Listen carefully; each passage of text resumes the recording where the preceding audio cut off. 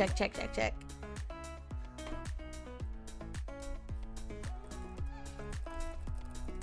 Check, test, test.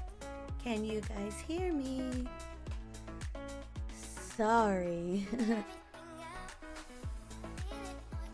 I was like total fail on my part. I went live and I forgot to test the scenes, and whenever I restart my computer, which I do often, I know people who like don't restart their computers for fucking months or something. I always have to check everything before I go live, and I forgot. So the game like took forever to show up on the platform. Hi, there's 6 people watching, and like 4 of them I think are me. So let me take a second to arrange my windows. I'll probably do like a tour of my setup one day, so you guys can see what I look at all times. I used to do like live broadcasts. That's really where I got my start, was live event production. And back then that was not easy to do. The tech was not as cool or as available as it is now. So I'm kind of nerding out. I always talk about it on my stream, but the dual streams for the portrait mode and horizontal mode are pretty top tier. Chris, I forgot to message you, but I'm doing the first round of sub mailers. I'm going to talk about it once I get everything situated. But I also need your address. I'm sending it to my mods first.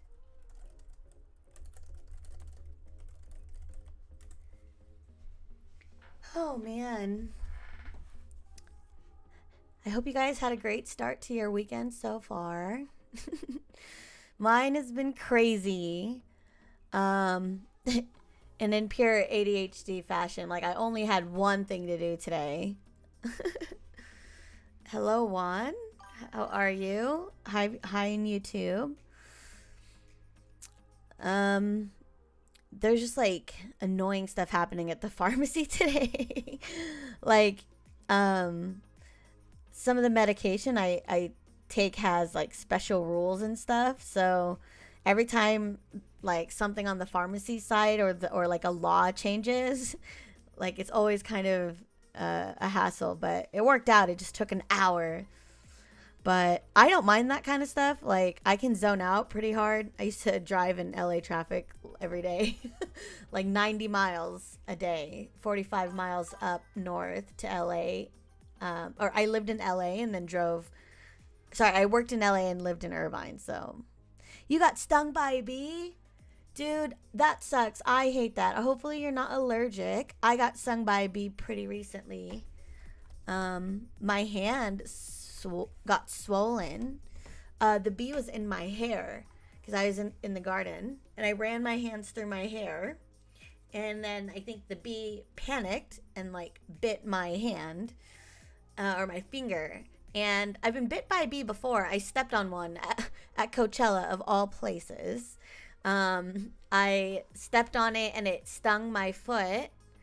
And that's actually a funny story. The guy who helped me was actually our like camping. We had like 3 campsites that we connected together. They were our neighbors. And he was like the wildest, craziest, like fool, like that you could ever imagine. He was kind of just a class clown kind of thing. He had the class clown vibes. Anyways, I stepped on the bee.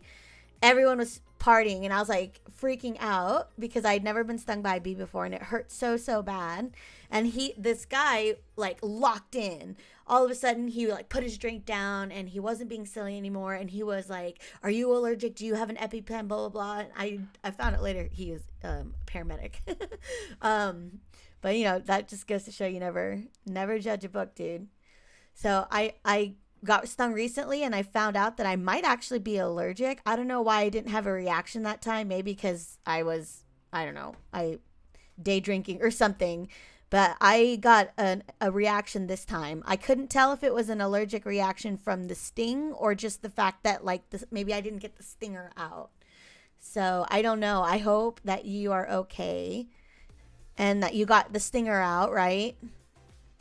Because that's like the worst part is I could feel there was something in there. Dude, I might even still be in there. I don't know. Nietzsche, I honestly get that a lot. I'm pretty silly, but can lock in quickly when shit comes up and people kind of get confused. Yeah, I definitely like carry the vibe of someone probably really silly, but if I have to, I will. It might even still be in there. Time out, Chris. That was too good. How do I time you out? Time out. 10 minutes. That was too good. Why didn't I think of that? No, I'm timing you out so you could see my Discord message. I need something from you, sir.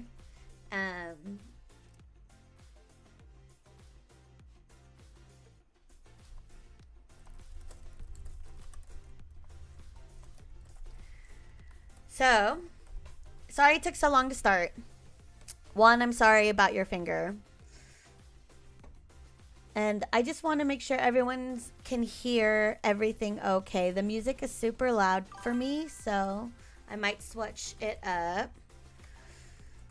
Turn it down a little bit. If I can find the window. There it is. All right. I think we're ready to start. We're switching over to Lo-Fi Beats playlist because we are no longer playing the other game where everything was fun and fancy free. Now we're all stressed out and miserable. No, I'm just kidding. This is just serious mode now. So if you have been here for a while, you have been watching me play Stardew Valley. But if you come on Fridays, you watch me play a tabletop RPG. So I completed the community center. We already celebrated that wonderful accomplishment. But the biggest issue I had with that playthrough is that I didn't do as well as I know I could have. We basically ended up waiting for just to get like the last few items, which turned out to be things we could have grown in the greenhouse in the first year. So I realized that not 2 days, 3 days into summer, and usually I just start over. Usually I rage quit, like say forget it. That playthrough is already in the trash. Let's start over, and then I just keep going. But because I've been streaming it, a bunch of you guys kept me motivated and I stuck to it and I finally finished it. So I have that first playthrough under my belt, and once I get that first playthrough down, that's pretty much it. I can improve the gameplay from there. Damn, I sent you to the Shadow Realm. Yes, I can. I rebuke thee.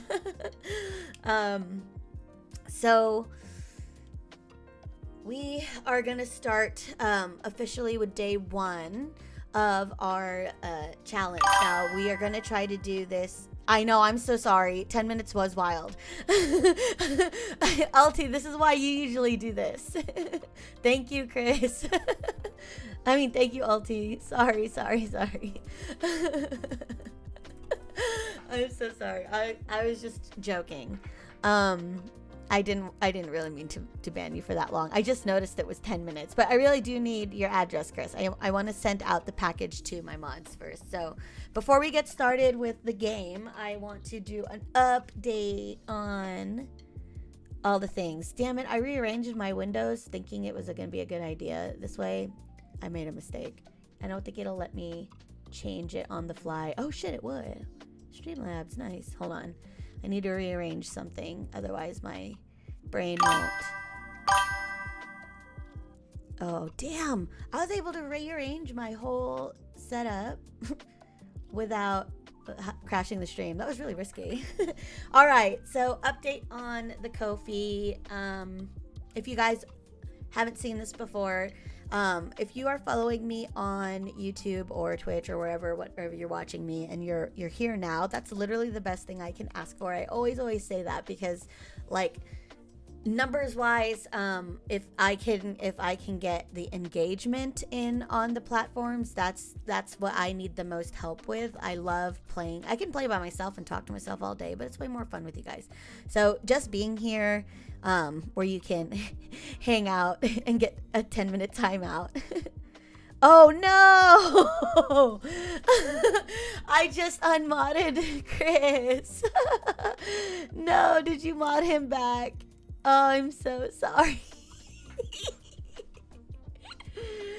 The pun was so bad. It was good. I get angry when I see people who get to the bad pun before I do.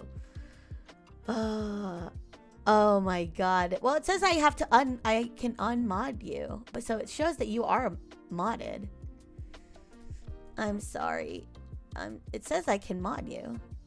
All right, we'll figure it out later, Chris. Can you just hang out in YouTube? Can you mod my YouTube? I'm so sorry. I think you're already modding my YouTubes. So sorry, Chris. Anyways, Ko-fi. Ko-fi is a platform that lets you support me directly if you would like. There's a few ways you can do that. You can just follow the page, which would be great. I haven't actually seen anyone follow it without supporting me, so I don't know if it works. But if you have ever done a one-time donation, or if you want to do a monthly donation, the lowest subscription is $5, but obviously, like, more is merrier. This goes directly to me. Ko-fi takes just a pretty basic cut for the platform, but this allows me to do commissions. So I'm actually I'm going to be doing Inktober this year, so I might take this down for October, and then put up my new pieces. But right now I have everything for like $25, $55, but I'm curious to see if I need to charge more, because this is traditional watercolor illustrations. I actually hand draw this, and then I ink it by hand and I paint it by hand. So I'm more of a traditional artist than I do digital. I can do digital. I'm just better when I have to slow down. When it comes to art, especially like drawing and writing. I like to write also. I do better. So here's my art style. I can do commissions. I just enabled the shop in the background. So what you're gonna be seeing, if I just refresh. So I have these subscriber packages that what's with this music? Sorry. Oh, because I recorded it on TikTok. I just want to picture you guys. How do I do this? I'll just pause it. So I packed the first subscriber package, and the reason why it's taken me so long, other than logistics of like how am I going to be getting people's addresses, or like how do I charge for this, is that I needed to measure each pack, because I am going to prepay for the labels online, and it's easier for me if everything weighs the same. I've never done this before, so this has taken me over a month and a half to figure out. Like, I had the idea when I first started streaming, and then I only now started getting enough things together for a package. So what I have in here are the sticker packs. I actually just packed this, so I don't want to undo it. So there's stickers here from Maverick's birthday, and then our first series playthrough for the Stardew Valley I don't even what the original run. How would we even describe it? The first time playthrough. So this has scenes from the game, and I'm mailing them out on Monday. That's what this little text says. It says, I'm sorry I'm late, and then I'm mailing them out on Monday. So tomorrow I'm going to finish printing out some stuff. I'm also going to put like pictures in here, and I'm going to write like little thank you notes. So that's why I want to test it out with my mods first, since you guys are like working for free and subscribing to me. So I appreciate all that you guys do for me. And so these are what I'm calling the subscriber rewards or members rewards. I don't know what I'm going to call it yet. There's still some fun stuff I want to do with it. Like KF suggested to put a QR code on the sticker sheet somewhere so you guys can get linked to the highlights that it's associated to, which I think is brilliant. I can't do that for this round just because I need to get this first one out since I'm already at the end of September. I need to start preparing the October rewards. So this is kind of how I'm trying to make like real income from here. I'm going to open up a shop where you can buy these separately. If there's just like, I don't know, a month that you liked the stuff that I show in the rewards and then you want to just buy that. I'll put all the stickers up for sale. So I couldn't really get around that right away because I was waiting for like my tax stuff to come in for doing the streams and stuff, since I have to do taxes on all this stuff.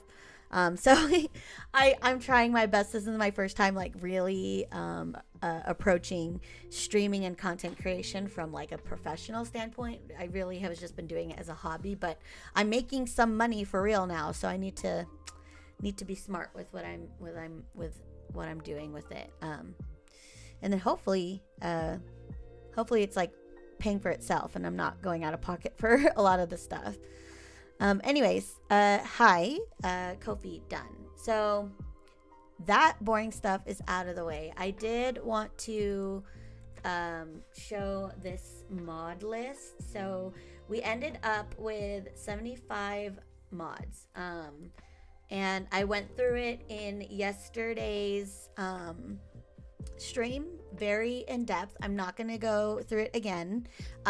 I think in the first week, we're just going to see how all the mods play with each other.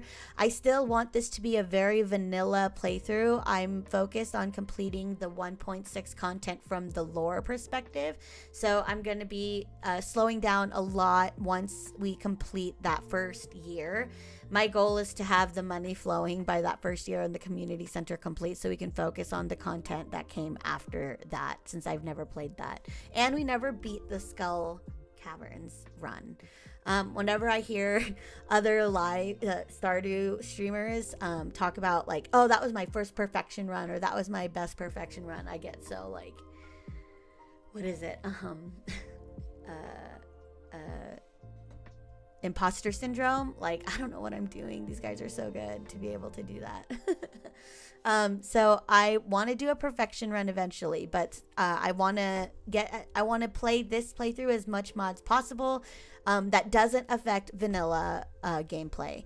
I did call out there are some things that can affect the vanilla gameplay, but because I'm using other mods that need it, I have them in here, but I'm not going to use them. So you guys will keep me honest there.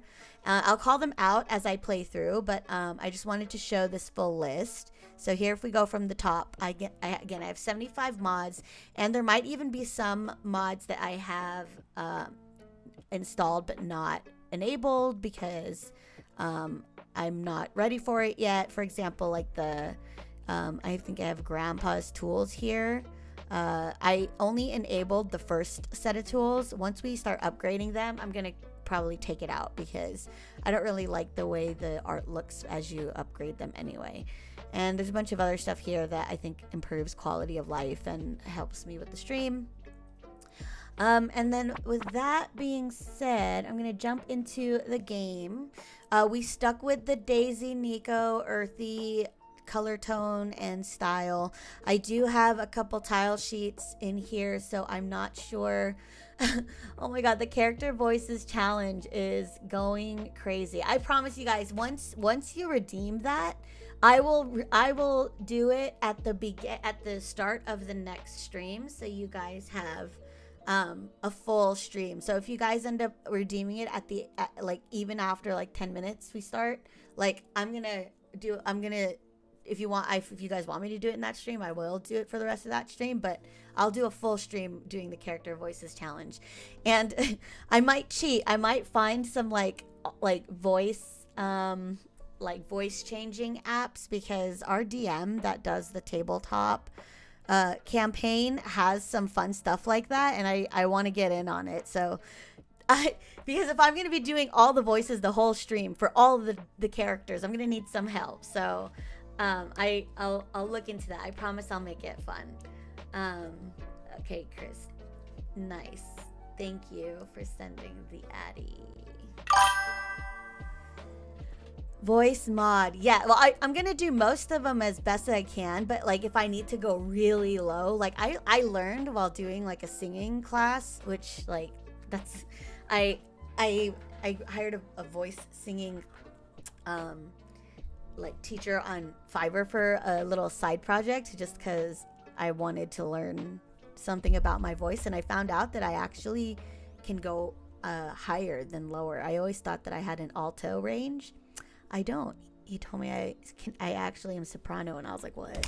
And he might be right. So I really want to try doing some voices for fun. Like that Smeagol challenge really like was exciting for me because I was able to listen and kind of imitate it. And even if it wasn't good, it was fun. All right. I think you guys can hear the game sounds. Shouldn't be too loud. I want to point out some things for mods that I didn't get to talk about before, or oh, Riley, yes, Stardew is such a great game. Thanks for coming in to my TikTok. I don't get alerts on the TikTok. It doesn't ding me, so I'm always a little slow, so I'm sorry if you were waiting for too long there. I love this game so much. I'm a huge Harvest Moon or / Story of Seasons fan as far as like farming RPGs go, but Stardew definitely scratches the itch. We are a little slow. It's okay. Yes, if I don't have that alert, it's really hard. But I'm enjoying modding very heavily, and I find that if you are intimidated by it, it's mostly because maybe you've tried doing this before when modding was so challenging and required a little bit of technical like knowledge. So if you needed to troubleshoot, like it was always really hard unless you were using like CurseForge or something, or some sort of mod installer. But I've been manually installing the mods, and I have to romance your girl Haley. Okay, Riley, here's the plan for this playthrough. I am playing as a character that I made up. I gave her backstory in I read the intro in yesterday's stream if you want to go rewatch that, but I'll always talk about it as I play through. And my objective is to go through everybody's 10 heart stories, and I want to just marry Krobus, or like that Krobus character. I want to make him my roommate, which I don't know if that's real or not. Hello, how are you doing? What's the plan for today? I was just saying what the plan was. Lila, you came in just in time. I installed 75 mods. They're mostly cosmetic visual mods to make things look nice. So I'm going to go through that, and the first couple days I'm really just making sure the mod compatibility works, because there's a few things that I'm doing just for like this stream. One is I added the canon friendly dialogue expansion, so that while we go through year 2, year 3, there's more dialogue that happens outside of like the vanilla lines. I think there was something like 4,200 lines added that is lore friendly. I also have the Look Up Anything mod, which I know a lot of streamers use, and I haven't had a chance to use it very much in my last playthrough. So I need to figure out how this works, because I couldn't get the shortcut to work. So I don't know. Originally I think it was like I don't know. I need to pick another a key for it, because I can't remember. I had to reset to default. Okay, it was F1, but my F keys don't work. So we're just testing out some of the mods for today and tomorrow. I think we should be pretty locked in. I also added this ornithologist guild. Dang, that was hard to say. This is a mod to add birds, so we can do bird watching. You're not late, Pixie. We barely started. You're good. I started late today because I took a nap. I was so tired, and I was hanging out with my son a little bit before I came on. I added also the Wear More Rings mod, just so we can add a a companion. So I thought it would be cute, since I'm role playing my way through this game as this character. If I wanted somebody to sit in my Discord channel with me, you guys could be the voice of the characters. So I don't know if anyone wants to do that today. Just send me a message or my mod a message, and we'll get you on the hotline, and you can role play with me. All right, we're just gonna load the game. We're gonna get started. I still have my old save. I usually delete this because I'm very much a hardcore, like hardcore Diablo, hardcore Minecraft player. So I don't like having an old save when I'm done with it. But because I'm modding and because I'm streaming, I found this save is good for me to just test things out before I launch the game. So we're keeping this, but once the mods are all good, I'm nuking it, because I don't know. That's just how it is. It's crazy. Haha, I know. If it were really a problem, I'd just harass her in the DMs. Okay, what's this? My tinnitus begs you. What is happening? Oh, the notifications are too loud. Let's try this. Or can someone do a test? Sorry, I got to it so late. Is someone able to send a test message? I don't even hear it now. All right, well, we'll see. We'll see if that works. I wanted to change that sound anyway, but I really do need it to be kind of annoying. Oh, okay, gotta wait for the cooldown. All right, cool. Thank you, guys. Thanks, mods. See, I love my mods. That's why they're getting the first package. And I have pictures that I was gonna send and write thank you notes, but then I realized, is that silly? Is that silly of me? I don't know.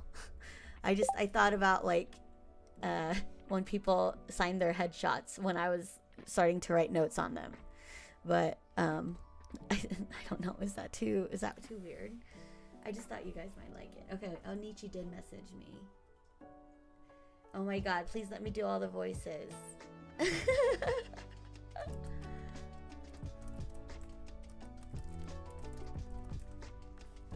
Yeah, I'm down, dude.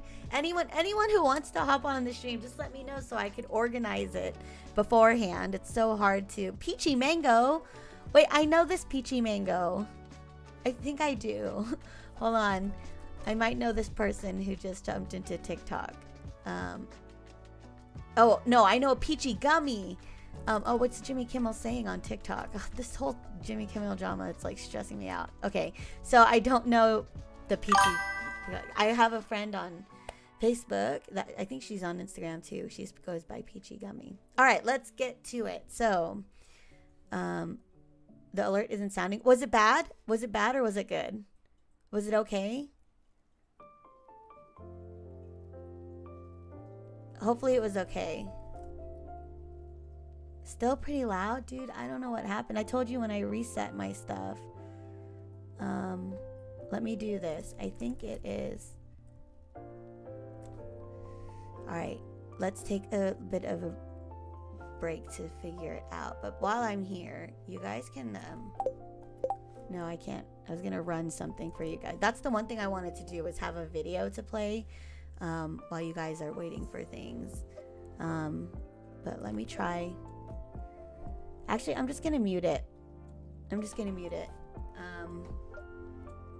Highlight reel. Oh yeah, let me play a highlight while I adjust the sound, because it really is going to bother me too, and the recording is going to be like going off. So let's play a highlight reel. Good call, Chris.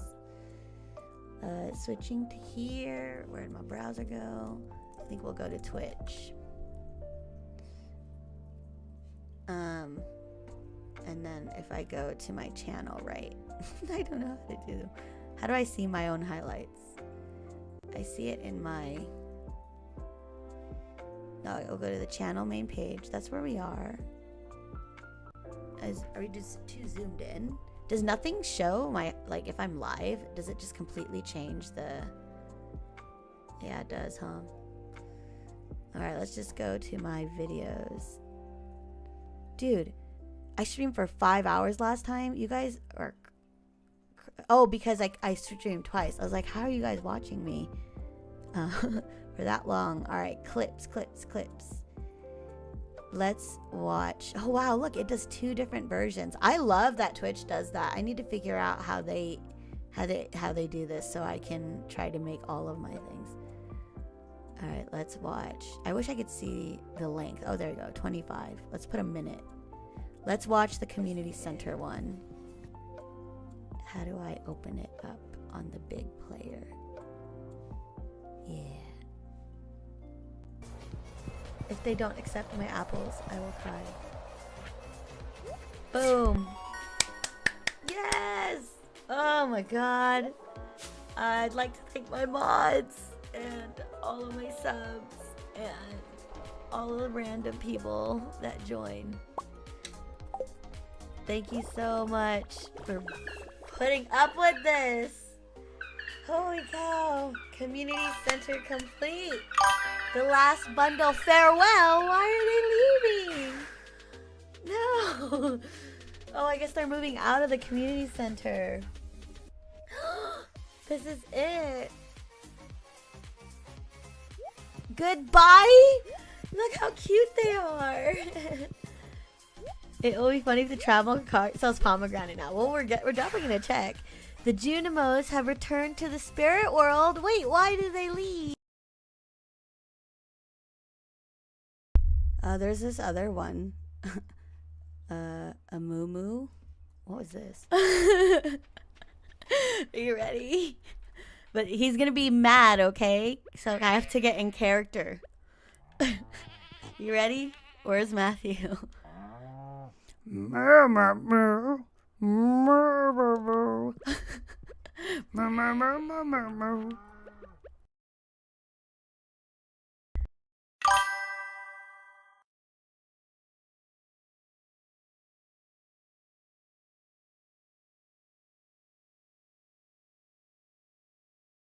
Oh, sorry. Did you guys hear the alert? Was that any louder? Is that any better? Is it the same? Did I just mute myself? All right, we'll do one more clip while we test out the thing. This one is a minute long. Am I still muted? It might still be the same. I might have to restart the stream. I don't think it's something I can do while I'm live. I'm good. The audio is good too. We'll do one more. We'll watch one more, and then we'll wait for it to restart, and then we'll hear if it's too loud. Oh, where's this video? God. Okay, right off the. Oh, geez. Okay, right off the bat, already enemies. Oh, good. Dark bandana shirt. Hold up. Oh my God, we can be a villain. Oh, we gotta put it on. We gotta put it on. What does that look like? Oh no! Did I just throw it away? Did I just throw away the shirt? I just threw it away. I threw away my shirt. Why? Why did I do that? It was giving me such villain vibes. Why? Why can I undo it? This is how I know. We might need to take a break for a snack. All right. I don't know if that's any better. I might have to start the stream over if it didn't change anything, because I did change the sounds, but it still might be loud. Sorry, guys. I can just mute it completely. If that does it. We'll try it muted, and if I'm to ignore it,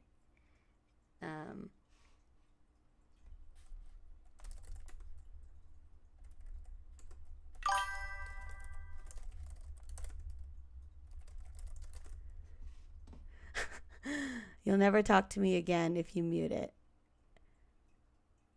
Did that sound quieter? Okay. I don't know. It shouldn't have even sounded. That's why I'm so weirded out, because it's on mute. All right. We're just going to go with it. So sorry, guys. I don't know. It sounded quieter.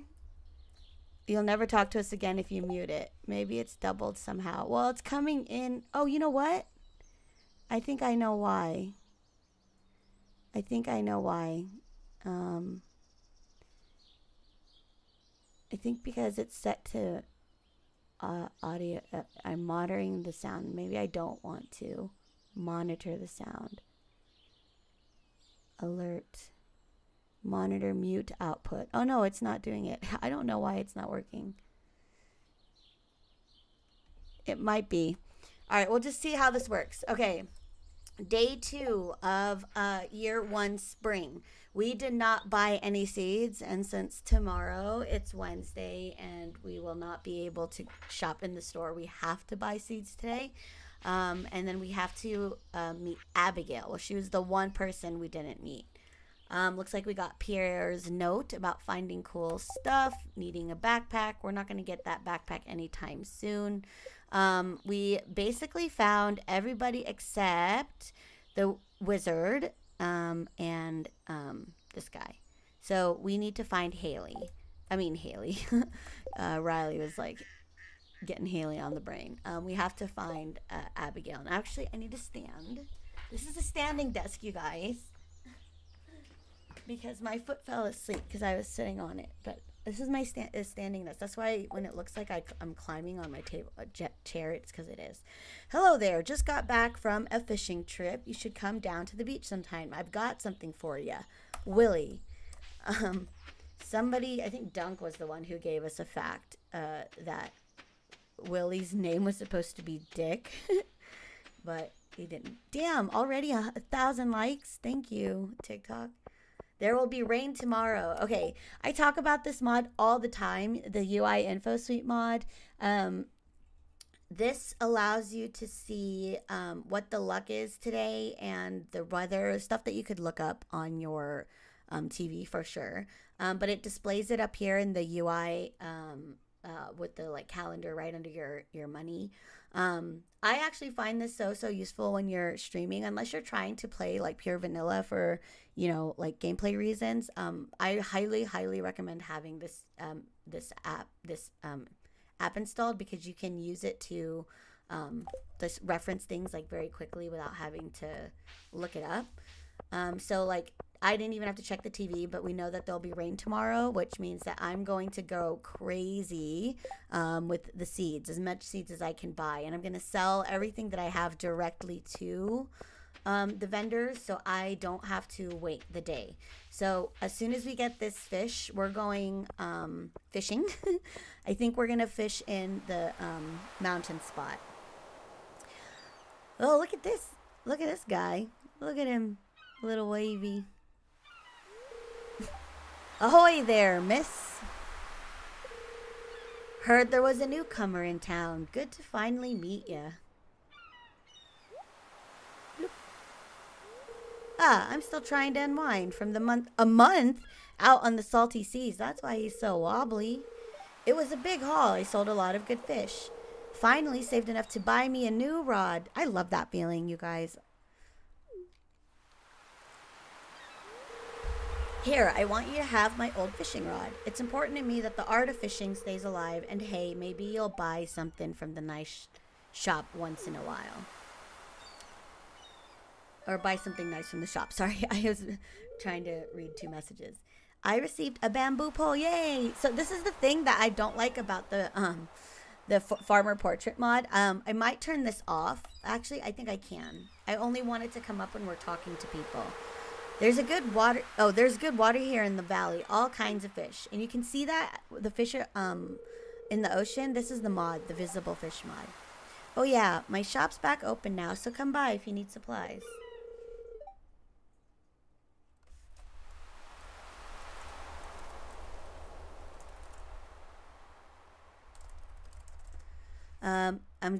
Looks like we're gonna have a companion. So this is gonna be fun. If it smells, it sells. That's what my old pappy used to say anyway. Do we get it? Do we get it?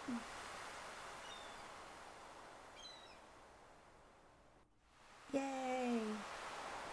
Okay, so we now have the bamboo pole, and we're gonna tweak the mods a little bit.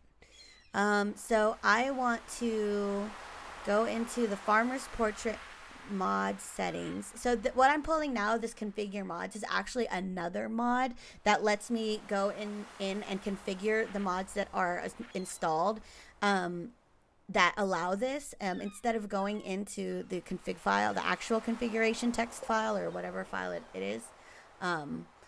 And we are going to take the farmer's portraits, show it with NPCs, not show otherwise. I don't know if we want to show with questions. Let's just leave it. And I don't have a background anyway, and I don't want to face front. Okay. All right. So, oh, and our fishing pole doesn't look right. Let me just double check, because all of these are the grandpa's tools. So, I know there might be, maybe, it's the DSHI Adventure Kit.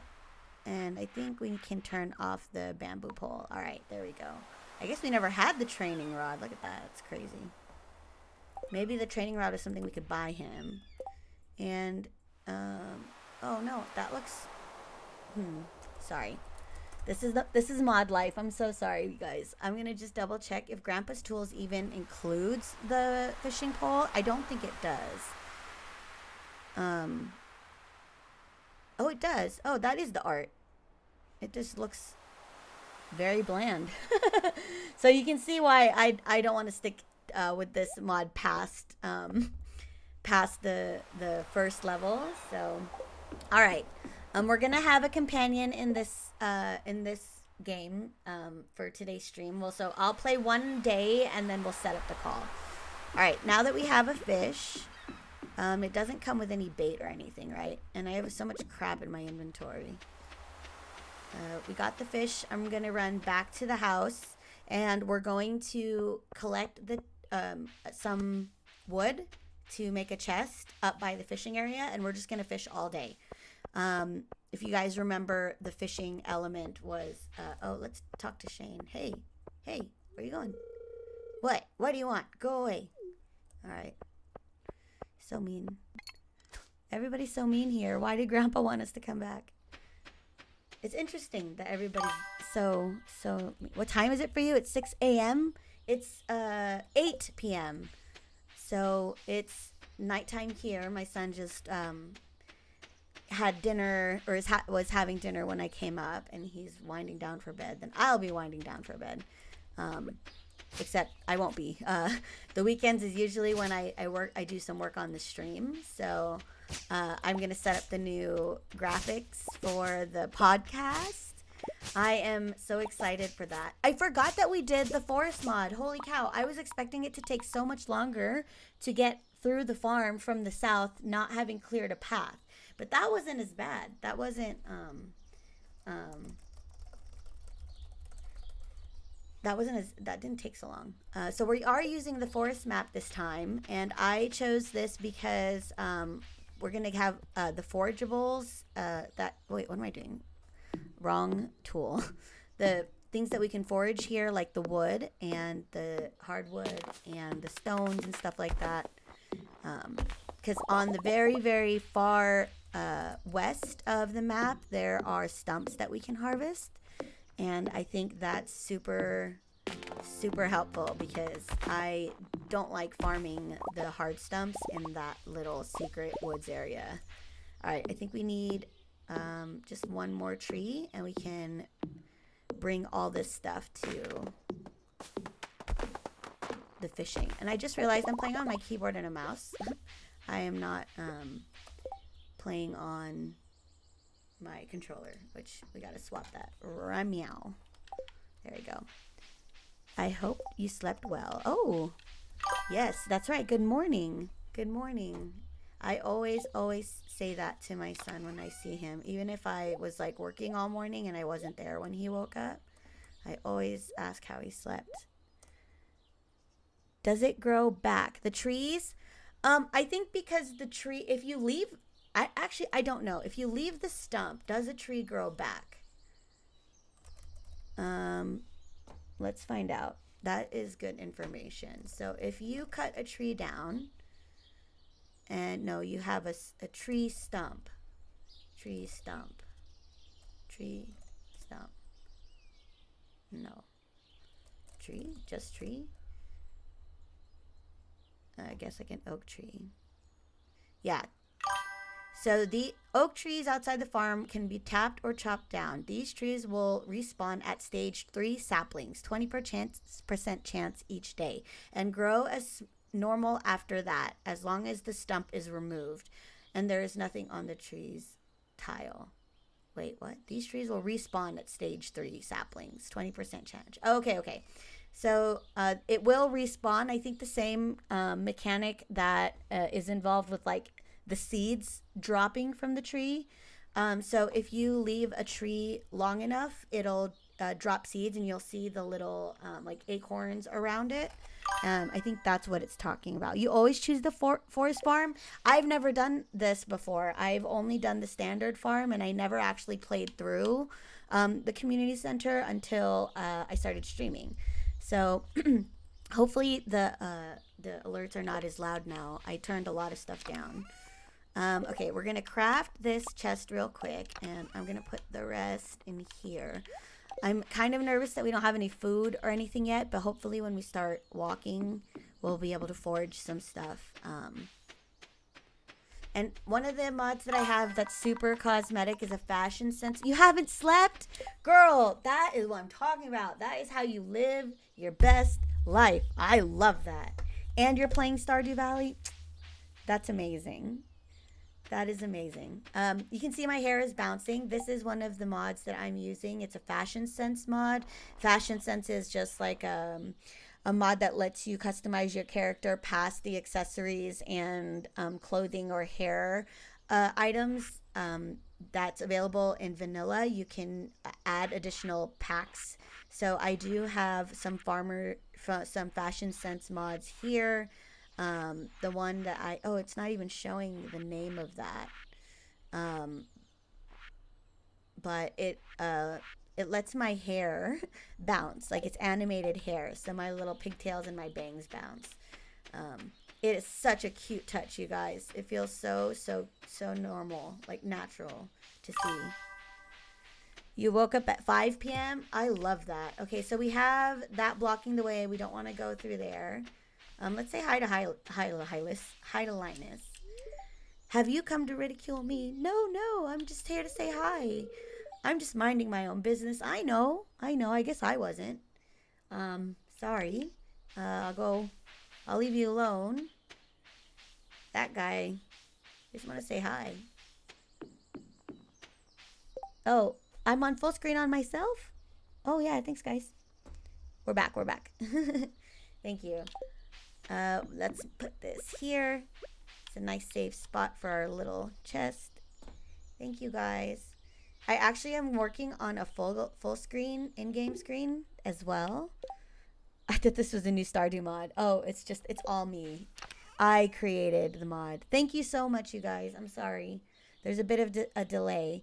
I have a delay on my stream because of because of the keyframes. I was getting some poor quality bit rates and stuff for streaming on all the platforms, so it's going to be a little late, which is good because that gives me time to react to stuff. Okay, so while we're fishing, anyone who's new to the stream or who's catching up, holy cow, why is oh my god, the bar is so small compared to before. Yeesh, this is gonna be hard. All right, I guess I gotta focus a little bit. Our first fish. Wow, that was so fun. I love fishing. I honestly like the fishing minigame. I love how grindy it is at first. But anyways, if you're new, like Lila, I don't know if you watched yesterday's stream, but I introduced my character. Her name is Eve. She is different from everybody else. She doesn't know why. She knows that she has like these ears that protrude out the side of her head, but that doesn't seem to change much else about her. Like, it's really just ears, but she still feels like a little bit different. She used to go to Stardew Valley in the summers to spend time with her grandfather, who basically like raised her out in the wilderness on the farm. We're old. That ain't our first fish. That's true, huh? Well, it's the first fish that I've caught in a while. I don't remember the last. Oh my god, the duck just landed in the pond. You guys, this is the Ornithist's Guild mod. Look at him swimming. So cute. I love nature. Anyways, she inherits the farm from her grandfather. She decides to sell everything and leave the city. And here she is now. The cabin that she used to remember used to be like this beautiful, warm, rustic cottage. And it seemed a lot bigger when we were kids. A lot more magical, but now it just seems so empty and lifeless. I was watching the other one for a bit, but went to sleep before seeing Stardew. Oh, yeah, sorry, Lila. It was such a long stream. Last night, I had to catch up on the mod stack because I wanted to have that on the recording. But yeah, I love to play as the character, especially when there's cutscenes or other characters that come in. And the one other mod that I added here was the ability to have a companion. I kind of want to go for that treasure chest. We're going for it. No. I did it. I mean, it helped that fish didn't do anything the whole time. But damn, who needs a bar? Who needs a thick bar? A nice thick bar. Stop. No, nobody do it. Nobody say it. All right. Copper ore. We're getting some stuff that I don't really think we need just yet. And we're doing okay on energy. We don't need to start eating things yet. There is a strategy when you're fishing this early game. One of the guides that I used to talk about a lot for min-max strategy would always say that for items that you need to consume for energy, since you are super focused on building up the gold early game, you don't want to eat anything that you could potentially sell for gold, right? So you need to eat the energy to gold ratio or whatever. That's the most beneficial. So any of these items, the cheapest one that would get you the most energy is the one that you want to eat. And in this situation, when we're fishing in the mountain area, that's going to be a chub, I think. Although I find that the carp is cheapest, and I don't want to consume. The carp is the cheapest, I think, but the lowest energy. Like, you're not going to get a lot of energy from it. So let me just double check if I'm right about that. That's largemouth, but that's chub, that's carp. So you get 18 energy for carp, 25 energy for chub. So you get more. I see. You get more for the chub and energy, but I think it's cheaper. How come I don't know how much it costs? Is it because I haven't sold it yet? I guess so. All right, so I guess that is how would I know how much it is if I haven't sold one yet, right? Oh no, they just don't show up in the backpack. Okay, so the chub, whoops. Sorry, you guys. I was hovering over it. My bad. So the chub is 50 gold and the carp is 37. Yeah, the carp is cheaper, but I don't think you'd only get 18 energy. When the chub, you get the 25 energy, but it is 50. You are losing the gold, but I guess it depends. That's why I don't mind eating the carp if I just need a little bit, like if I was just going for one more cast. But I think if you were trying to load up your bar again, because you're still, like, it's 4 p.m., we should probably eat the chubs instead of the carp. You know what I mean? I don't know. I hope that makes sense. I'm trying to give you guys tips as well. Not because I'm an expert, because that's what I learned, and I find it to have been helpful in my last playthrough. And I also found that, like, when you teach other people things that you are learning or have learned, you actually master that skill more, because you're able to communicate it in a way that can explain it to someone who's never done it or has never understood the concept. So when I went back to school as an engineer, like, I really loved helping other people at, like, other kids. Actually, a lot of them were kids too. There were a lot of adults, because it was a continuing education course.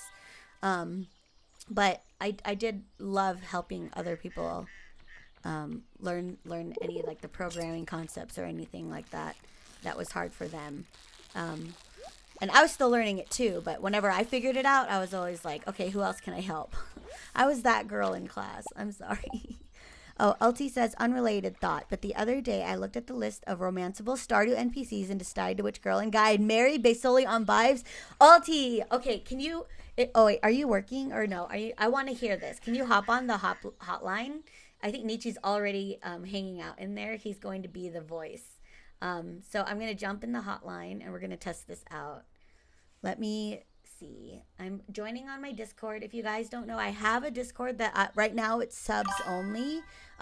So if you are a sub on YouTube or if you are a sub on Twitch, you can reach out to any of my mods and they'll send you an invite so you can join our Discord. I am going to eventually make it super locked down to make sure it's 18 plus, but right now there's no way for me to check that. Okay, let me test the Discord. Check. Oh, we can working. Yay! Can you guys chat? Can you hear our guys? Can you do a sound check? Check 1. All right, 2. cool. I think it's working. All right. So Alti, while we're fishing, so everyone, this is Alti. This is our wonderful mod. I am inviting him on voice just so that he can tell us about who did you choose to marry for Stardew. You said you picked a boy and a girl. I picked a boy and a girl solely based off vibes. I know nothing about anybody pretty much, and so for the Bachelorette, I gave my rose to Abigail, solely based off purple hair. The Bachelor. Yeah, and then for Nice. the Bachelors, I gave my rose to Elliot. Oh yeah, also based off hair. Like, your hair's pretty epic though. You just got it colored, which looked so you. pretty. Thank you. You I look appreciate so that. good.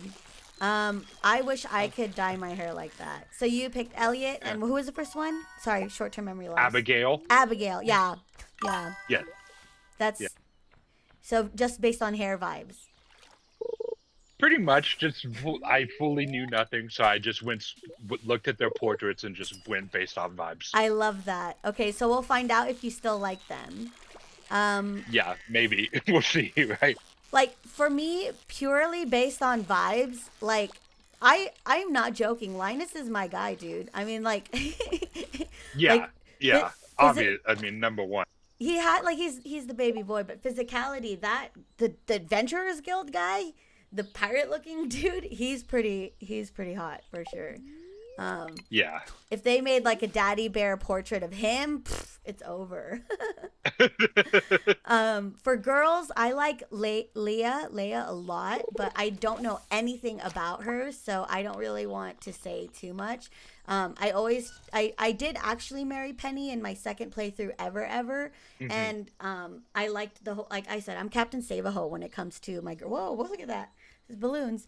I'm Captain Save-A-Ho when it comes to my girls. Like, I hate that she is in that situation in that tiny little Pam shack, you know, so I liked rescuing her. And also the fact that she was like all about the kids, dude. Like, that's not even her kids, right? Like, and she's taking care of them. It's so sweet. I'm gonna dump some stuff into here first, so I have 3 more spots to open up, and I'm gonna put my axe just here for now. I don't know why I did that. Actually, no, I'm not gonna put my axe in there. I'm most likely gonna leave it, knowing me. Purely the vibes. I would marry Willie if I could. New lore. The elf can hear voices from the ancestors from the past. Oh no, I know. This is why I was like, I was telling Nietzsche to wait because Nietzsche was gonna be the first companion voice. But yeah, I want to start opening up the Discord for some of these, especially if it's like, you know, I'm just fishing today. We're not trying to hit a certain milestone. If we start falling behind, we'll probably have to lock in. But the part of the elf lore that I'm working into this gameplay, which is why I have the companion mod and the wear more rings mod, because I need to use the ring to summon a companion, and you only get 2 slots of rings for vanilla. So you have one slot that I always pretty much use for the glow ring whenever we get it, because I hate walking around in the dark. And then the other one is what I like use for what stat I would need at the time, or whatever best ring that I have. But if I have a companion with me and I need to have the ring, I'm going to make that the third one, but I won't actually use a ring that has a skill effect on that mod, because I think that's kind of cheating. So yeah, we're going to use the companion ring, and we're going to summon Nietzsche on day 3 while it's raining. And oh, we forgot to buy seeds. Okay, we have to start over. We forgot to buy seeds. We were supposed to buy seeds right away. Okay, this is why. Yes, and he's so sweet and polite. I know. Okay, let's start over. We totally messed that up. Okay, that's fine, because I was a little slow with getting some of the fish. No, I'm doing it. Pixie, don't tell me don't. I got to. We got to get this right. The first month is the hardest to keep up with, and we already are behind. We didn't even find Abigail. All right. You know what? We don't have the to-do list. That's the problem. Okay, Abigail. Okay, buy seeds, and then fish, shingrod. Okay, fish, shingrod. All right. Sorry, everybody. This is the real Cammy Let's Play that you guys are getting. I will start the bitch over. Like, don't get me wrong. I want to be entertaining and have fun, but we got to get this down. Oh, I'm locked in, baby. I'm locked in. Okay. I guess we should just start. We should do the companion ring now.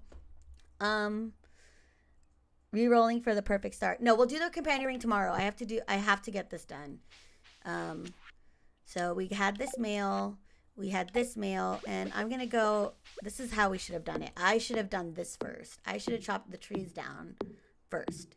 And that way we could have just gone straight to the farming area, and then I would have dumped all of my stuff in this chest after I did it. So we were a little distracted.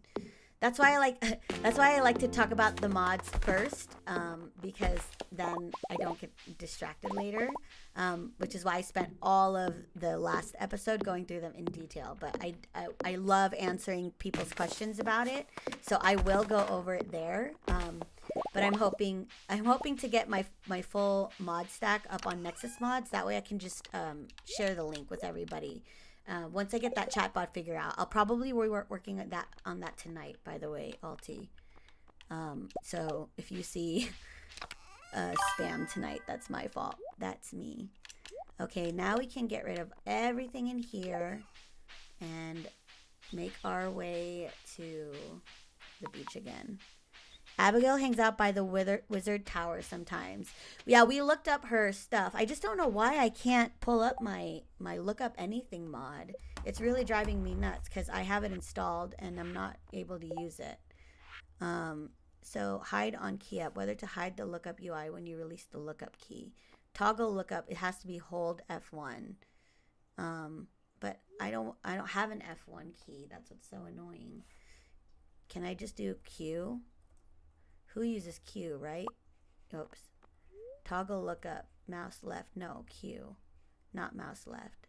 Okay, then save. And then Q. Yeah. Oh, here you go. Ah. Oh, it's a magnifying glass. No. Yeah, it's not working. I don't know.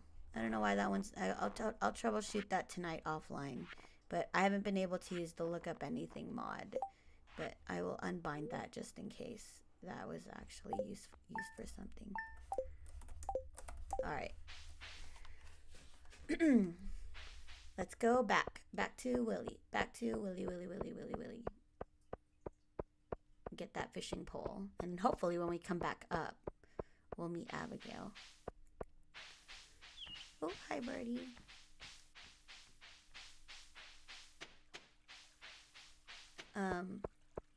Moving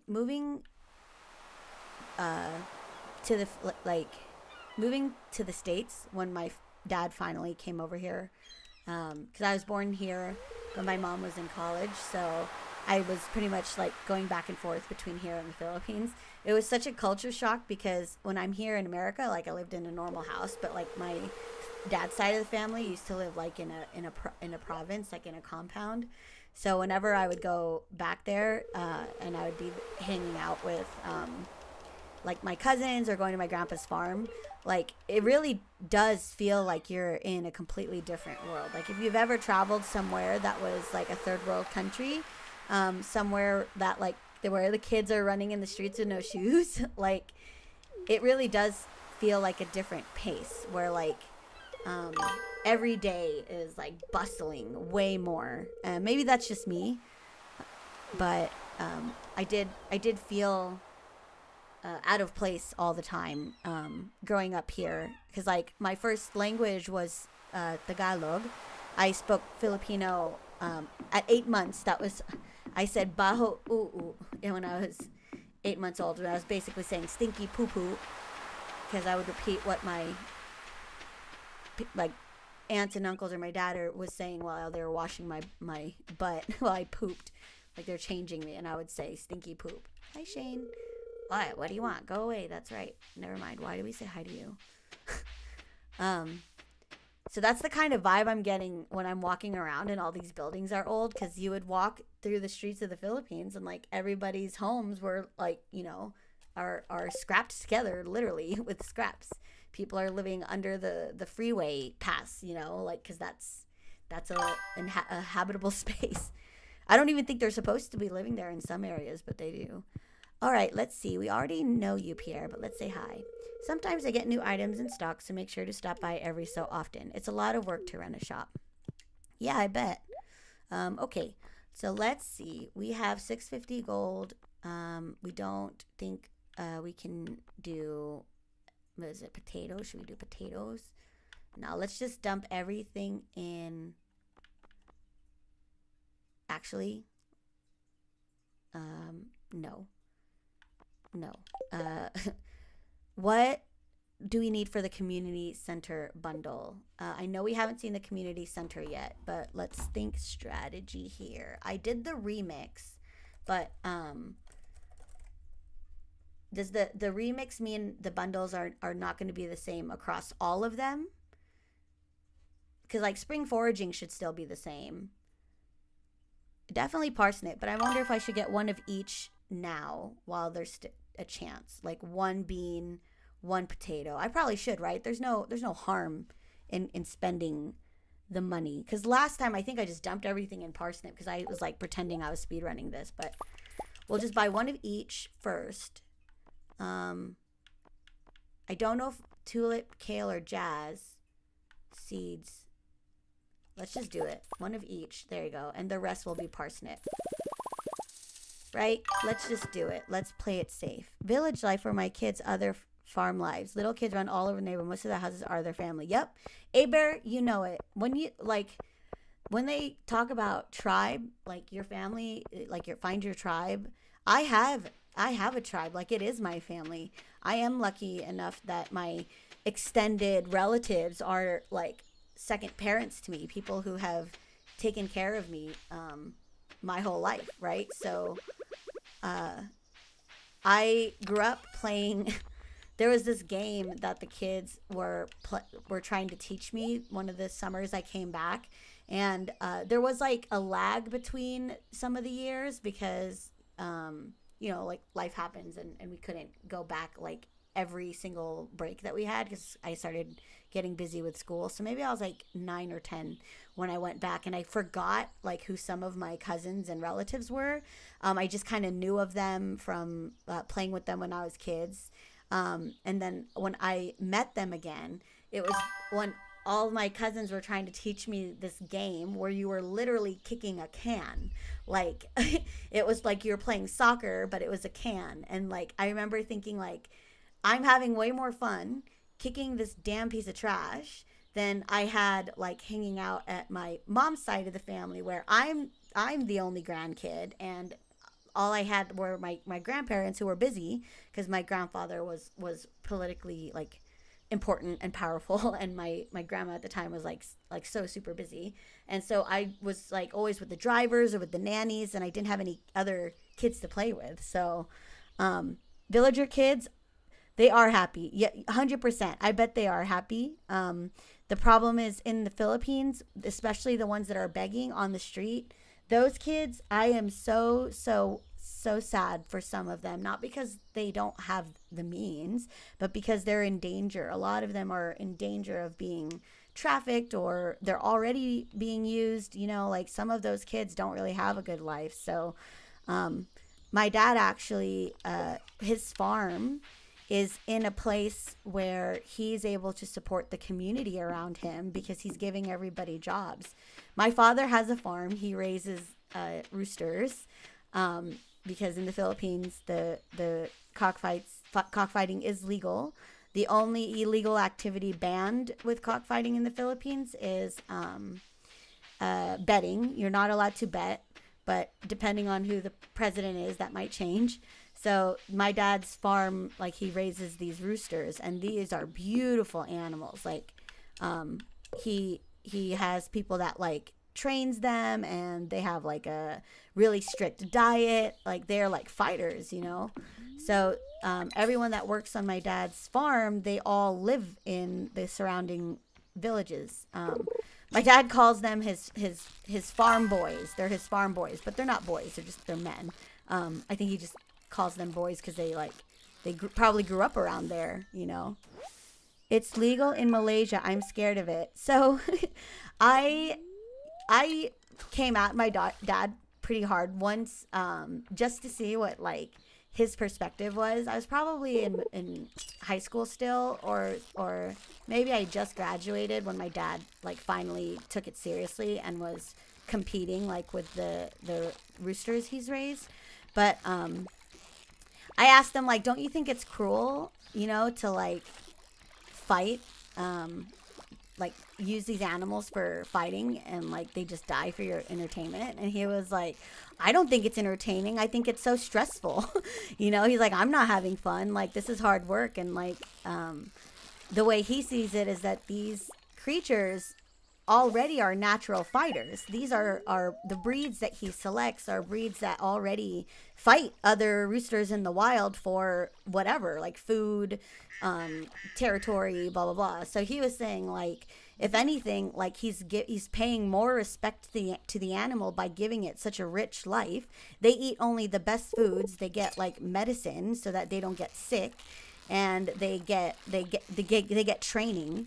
And I was like, okay, Dad, well, what about the knives? Oh, shoot, we forgot Abigail. Damn it. Okay, we got to find her. Doesn't she hang out by the mountains at some point? We just got to find her on the schedule real quick. I almost, like, got distracted again. But he was saying it's actually more humane that they have the blades, because otherwise they would puncture each other with their talons, which may not be strong enough, and it's dull, and they bleed out slower. So whenever they use the blades, it's actually so that when they hit their heart, which is what their instincts want to do, it will make them die quickly. And I was like, well, isn't that a waste then? Like, what happens with the bird? He's like, we eat it. And I was like, what? He's like, oh yeah, like none of that goes to waste, unless like, the animal becomes inedible. But it's not like people wouldn't take it, because like that's food. And I was like, well, dang, now I really don't have like anything really to say. And the longer that my dad's been doing it, and the more involved I've been and just like learning about it, like I actually think it's a really awesome sport to participate in. It's hard to watch for sure. Like I've seen my dad's chickens like in fight, and then I see them die, but then like, they move on. So at 4:00 she leaves the clinic. We're on spring. Oh, this is just spring 2. So I need her actual schedule. Where do I see her actual schedule? Doesn't she have like a regular schedule? I don't understand. Schedule, spring. No, I don't want spring 4. Where's like normal days? Oh, Tuesday, there we go. Tuesday, spring, Wednesday, Friday, Sunday, regular schedule. Why is it the last thing? Why? I don't understand. All right, 4, or it's at 11 a.m., leaves the kitchen, she leaves the house, and she's on the bridge by Joja Mart. Okay, So we just need to get to her by the bridge on Jojamart before she heads home at 4:30, which is fine because we actually need to sell our fish to Willie to buy more seeds. So we're not fishing all day. That was the mistake last time. We weren't going to the vendors during the day to sell things. We waited till the end of the day, which always means literally playing kick the can. There's a reason that term exists. Heck yeah. That was it. That was the game. Oh, yeah, babies don't belong out during work, especially when they can get harmed. Hey, Bear, I have a story for you, actually, that you would really like. So let me start. Let me see. When does his shop close? Does it say when his shop closes? Starts working at 9, leaves, and goes to fish on the beach. Okay, so we need to, maybe at 2 we'll start leaving the fishing area. Okay, story time for A-Bear, since you understand this whole village life thing. So I said, oh, we got the river jelly. We're saving that. My youngest sibling, so my dad's newest child, is 5 months old, brand new baby girl. I call her Princess. Her actual name, like my sisters and I hate her actual name. Well, we don't hate it. We just think it's like, okay, I got it. So her older brother, so my dad's baby mama's first child, he is 1 year older than my son. His name is Prince Ramses. That I think was what they chose, which I thought was pretty cool. I mean, I love the name Prince, right? Like I was born in '88, so I was okay with the name Prince.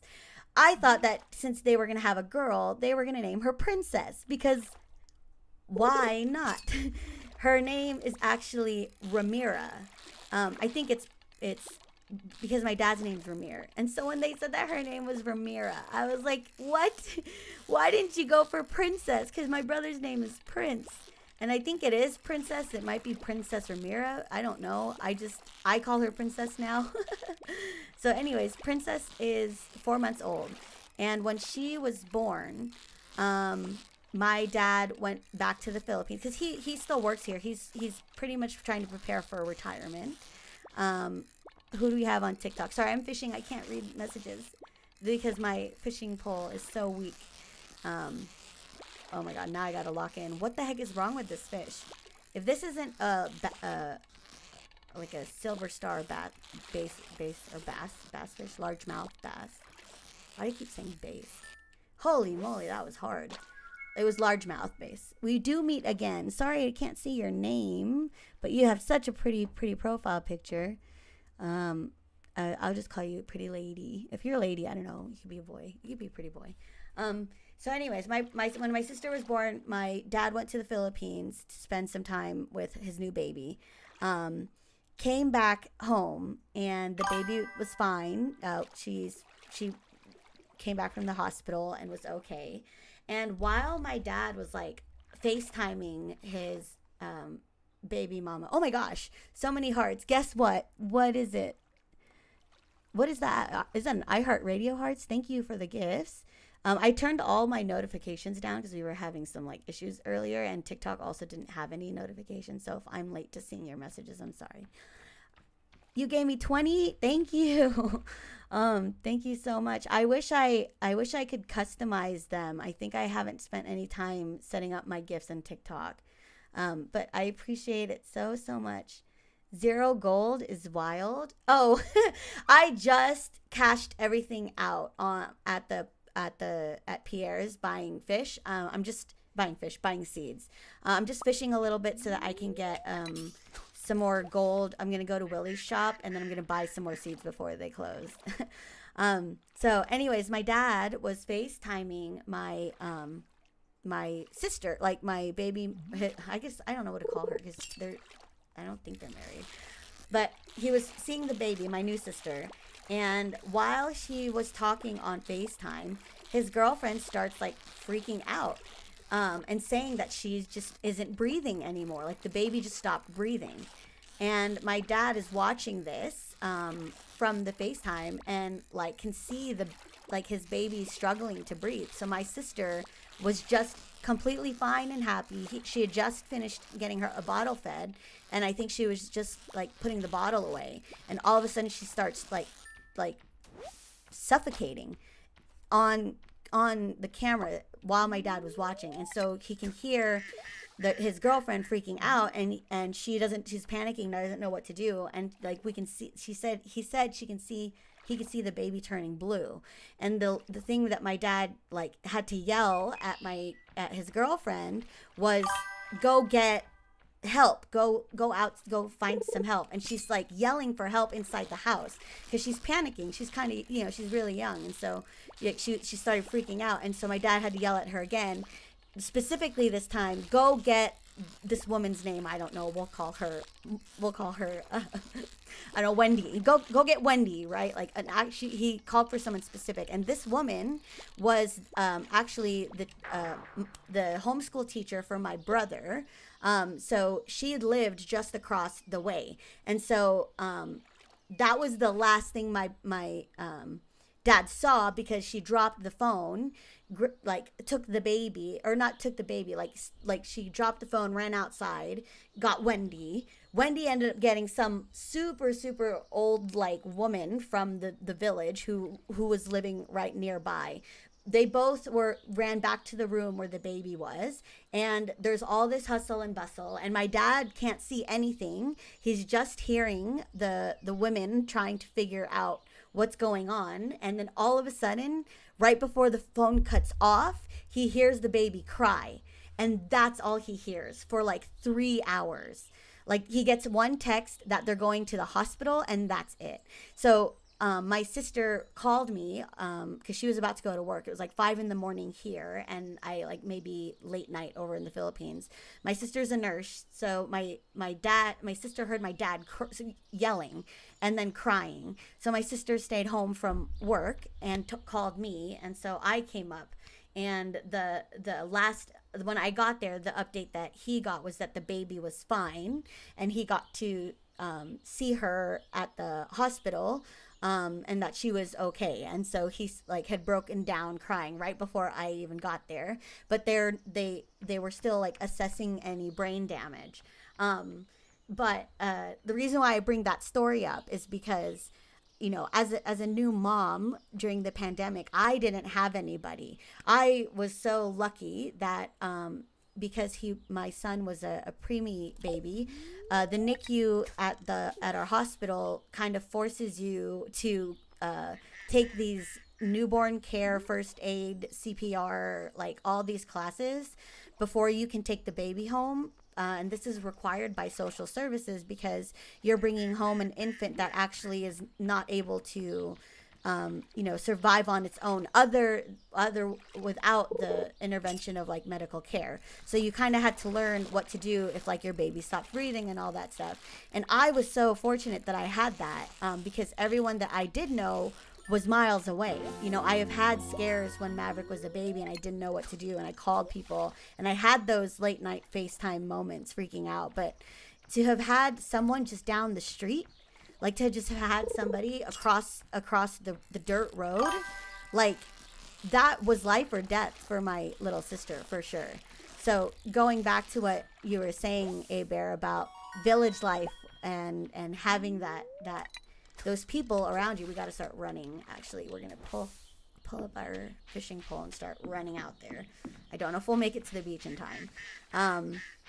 But yeah, I believe that the people who my dad employs on his property are not just workers for him, right? Like, these are people who look out for his family when he's not there.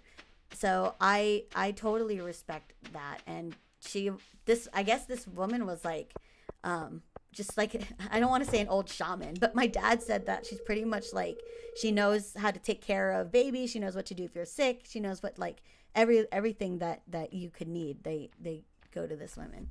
All right, Abigail says, oh, that's right, I heard someone new is moving on to that old farm. We finally met her. Hi. It's kind of a shame, really. I always enjoyed exploring those overgrown fields by myself. Oh, well, you can do that. You can still do that. They just won't be overgrown. But let's see if we now unlocked her.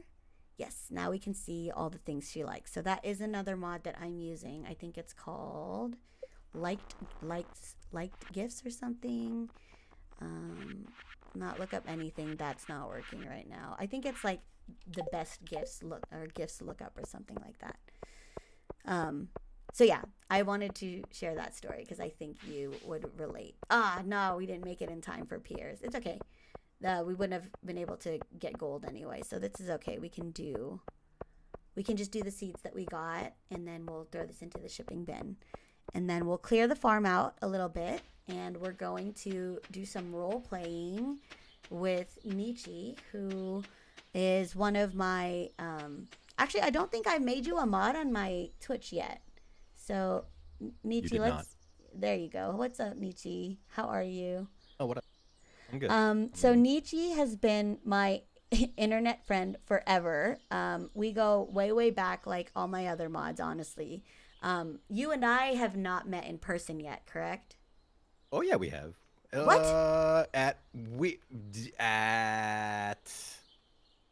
God. Are you tall? It might have been a PAX. Yes, I'm very tall. Okay, like yeah, 6'4", no, you're right. 6'1". I did meet you. Dang, but that was just, we didn't hang out though. Oh, right? It was brief. No, it was brief. Yeah, I was gonna say, like, because I know, you know who I did meet for briefly, just like that too, was Fat Baby. I met Fat Baby for like a few minutes. He's pretty legendary too. So do you want to incredibly legend introduce yourself a little bit? Because sure.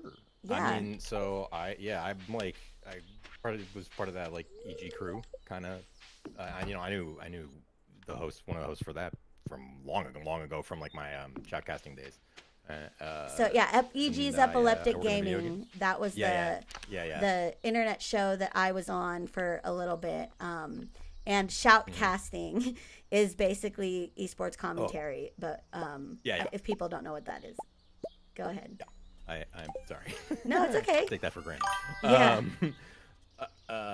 Yes, I work in the video game industry. I work at Sony. Prior to Sony, you were also. I was at Bungie when Sony bought Bungie, but then I left Bungie and then came back to Sony a year later. And were you in the industry before that?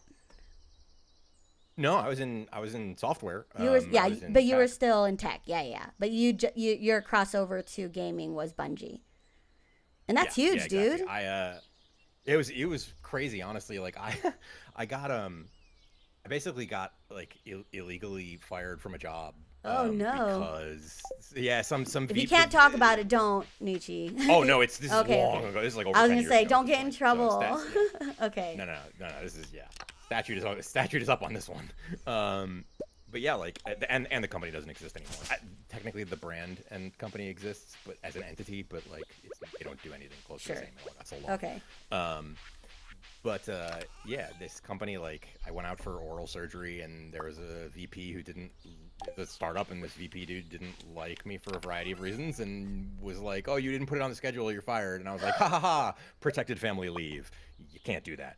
Got him. And so I had gotten a settlement, and I was like, "You did? What am I gonna do now?" So, yeah. Did you go for it? Did you have to file something for that?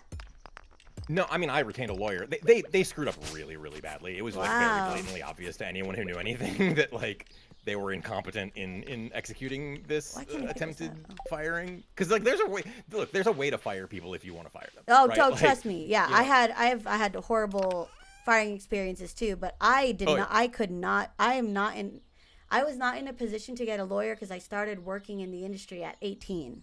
So I started my first real big girl job at Blizzard at like 20, 21, right? Like I was so young. I definitely couldn't like afford a lawyer. I had to get one on retainer, right? Like, but that was just it. It was like the case was so cut and dry, and like sure, you knew they had screwed up. They when they brought me into like the little conference room, because again it was an indie, and they brought me into the little conference room to give me my paperwork or whatever, and like they offered me like $500 in severance, which at that point, don't offer me severance. That's just fucking rude. Well, I didn't get a severance, so I would have taken that for sure. But like, it's better than nothing. But yeah, they messed up hard. No, for sure. I was like, not under the circumstances. I was like, all right, so I'm gonna keep this. And they were like, I'm not, and they're like, okay, well then give the paperwork back. I'm like, no, you gave me this paperwork. This is mine now. Sure. Right? Like, you can't. This is like going into my file for evidence of your wrongful termination suit. Right. And they went and they got the 7'1", 275-pound QA tester and just had him come stand in the room. Why? Like a bouncer? I guess. I don't know. But like it was like I said, intimidate it you? was really cut and dry. Yeah. That's so It was weird. like really, really cut and dry. Anyway, I got a settlement from it, and so I was like Nice. okay for a while, and I had been like unemployed for like 6 months because it took time to get that sorted out. Sure. Yeah. And I was like, and I applied for a community manager job at Bungie. Nice. And they were like, no, sorry. Oh. Like, I mean, to be fair, I was not qualified for that role. It was a long shot, and I was like, okay, hey, I do community management, but I'm not at Bungie's level, but I might as well apply. No harm in applying. But they called me back like 3 months later, 4 months later, and were like, we have like a support role. We have like a player support role. I love that. I love support teams.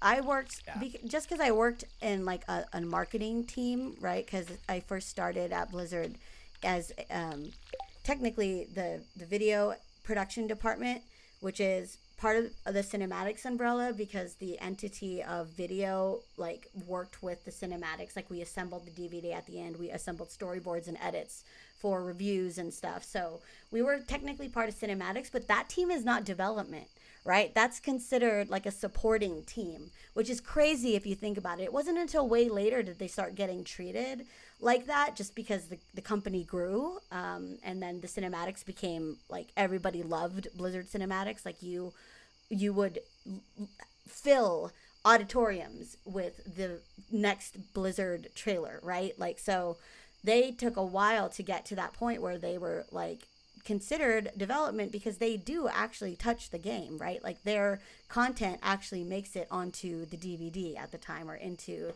the final master. So I had to kind of work my way into development when I came back the second time as an art producer. And I always like threw down for the QAs, for the customer supports, for the IT and security, because without those guys, like we're not like we can't operate on the level that a Bungie operates, right, or a Blizzard operates. So right.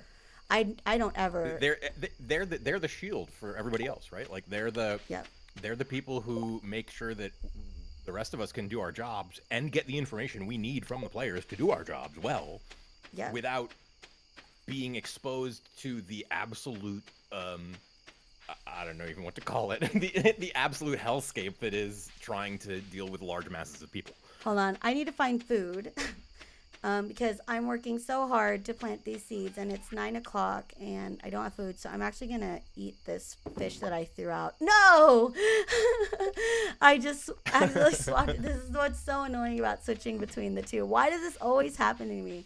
All right, I'm gonna eat that sea jelly. I know I shouldn't, but I need to finish this plot of land before we go to sleep. Pixie's laughing at me. Okay, so Nietzsche, you also play D&D. You love role-playing.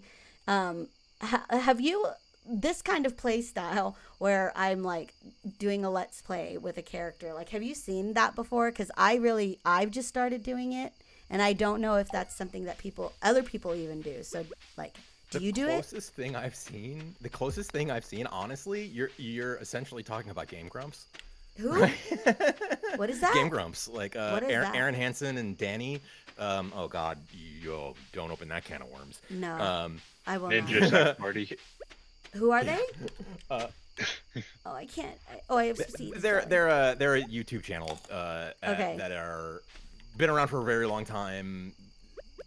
Some various controversies over the years. Oh, great! I love that. They're also admittedly really, really funny. Oh, at times. okay. Sometimes they're just sophomoric, but they can be absolutely hysterical. But yeah, no, it's them sitting on a couch together, and one of the, usually, not always, but usually one of them, Aaron, usually is playing a video game, and the other one is just sitting there with them, and they're chatting about it and making jokes, and one of them's, and they're doing voices for all the characters, and It's like the stuff that my son watches. Like, there's like you don't even see the people anymore. Like, it's really just the voice, or like YouTubers too. That's what I'm saying. Okay, got they're it. not, So it's like that. They're not on camera. Yeah. and so that's the only time you've seen it. So it's probably going to be the same vibe as that. So I'm streaming, so I'm talking through, I'm answering chat and all that stuff. But when we get to the end game and I'm talking to a character, the choices I make in the game are influenced by the character backstory. So I thought it would be cool to include a guest role-playing element by introducing this this sprite. Okay, everyone who's gonna jump on as a guest is going to take they're gonna do their own take of this sprite. So this sprite has like, you know, like a mental disorder, like a schizophrenia thing. We'll make up the lore as we go, but this character is the community character, right? Like this is, everyone's going to contribute to it. So I just finished planting my seeds. Yes. So it's going to... Okay. I think you're probably going to have to set up, because of the delay, I'll probably have to stream in Discord. What do you mean? Something. Because of the stream delay. I can't see what you're doing. Oh yeah. Not in real time. Oh no, yeah. You mean I just do this? You want to see my window? Yeah. All right, like that. Okay. Why is it dark in here? Okay, first day done. I probably should do a little bit more. It's only 11:30, so I'm just gonna keep cleaning. Okay. So we know. Oh shit! Did I just ruin my crop? Oh thank God. I need more light. It's so dark. I don't remember it being this dark. I think because we had so many lights and shit at the old farm. But let's put some torches in.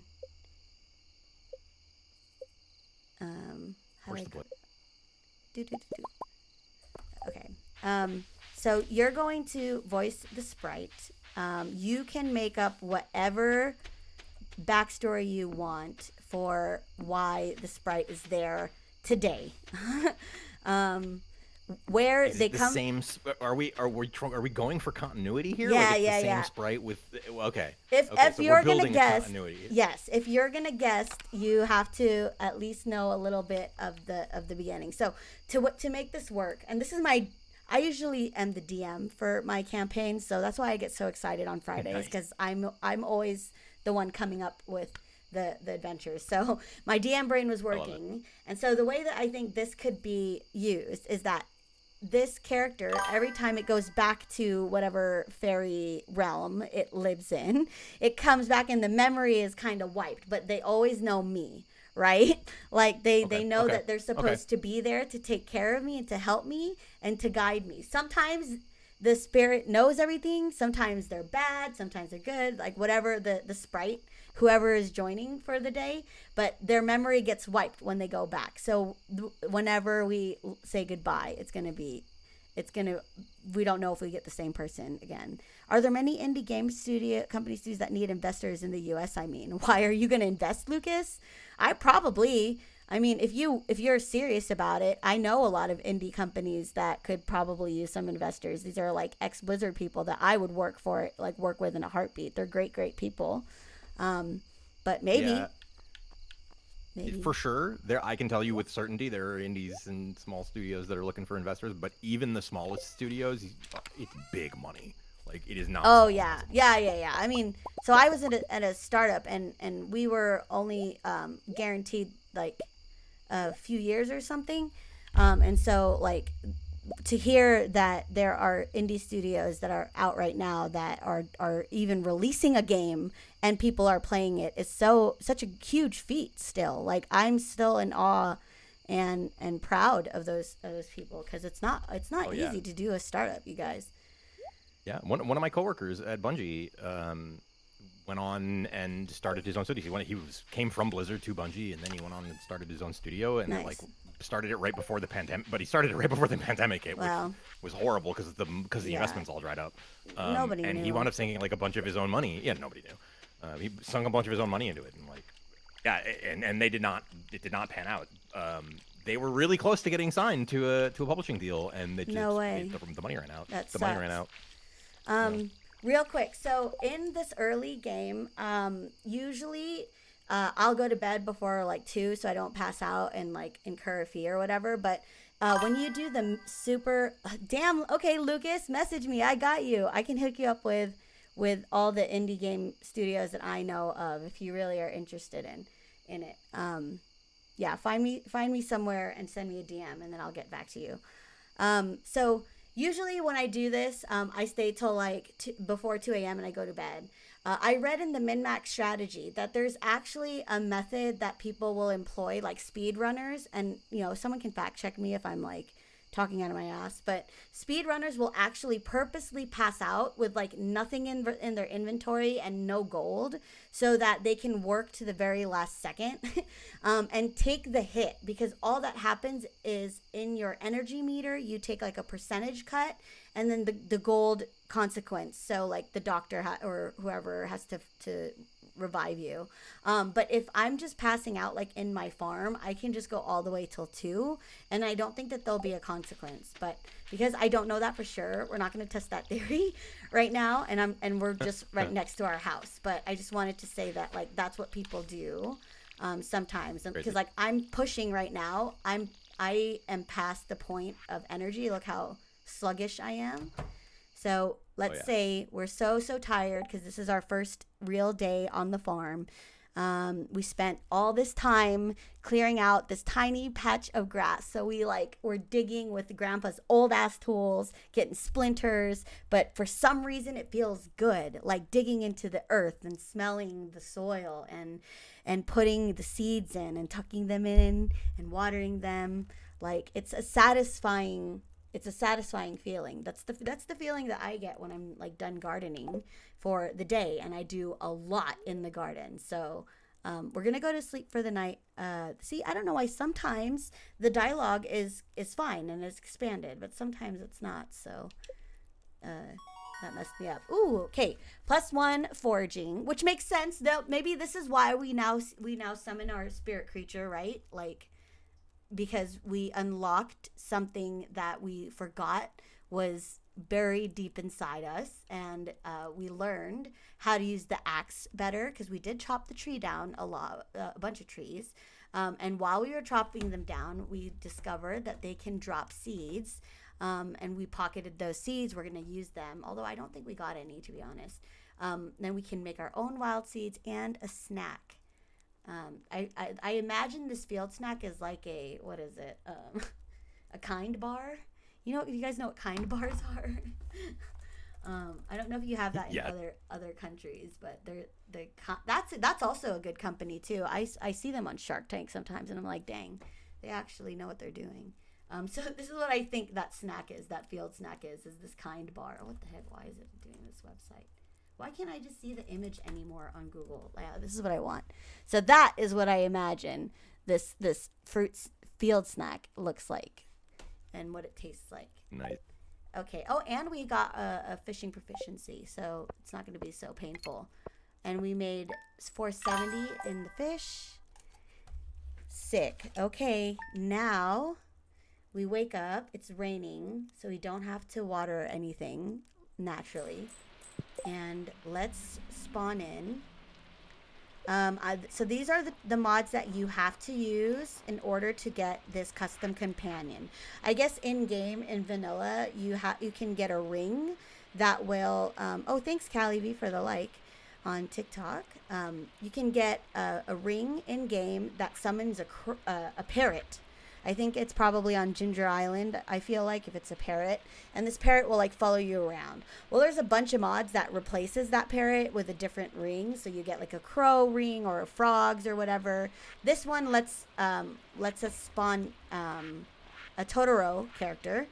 And I need to use this item spawner to do it. Otherwise, I think you can earn the ring in-game. But since we're using it purely for role-playing purposes, I'm just gonna spam it. So I'm not gonna use this mod for anything else unless we're decorating.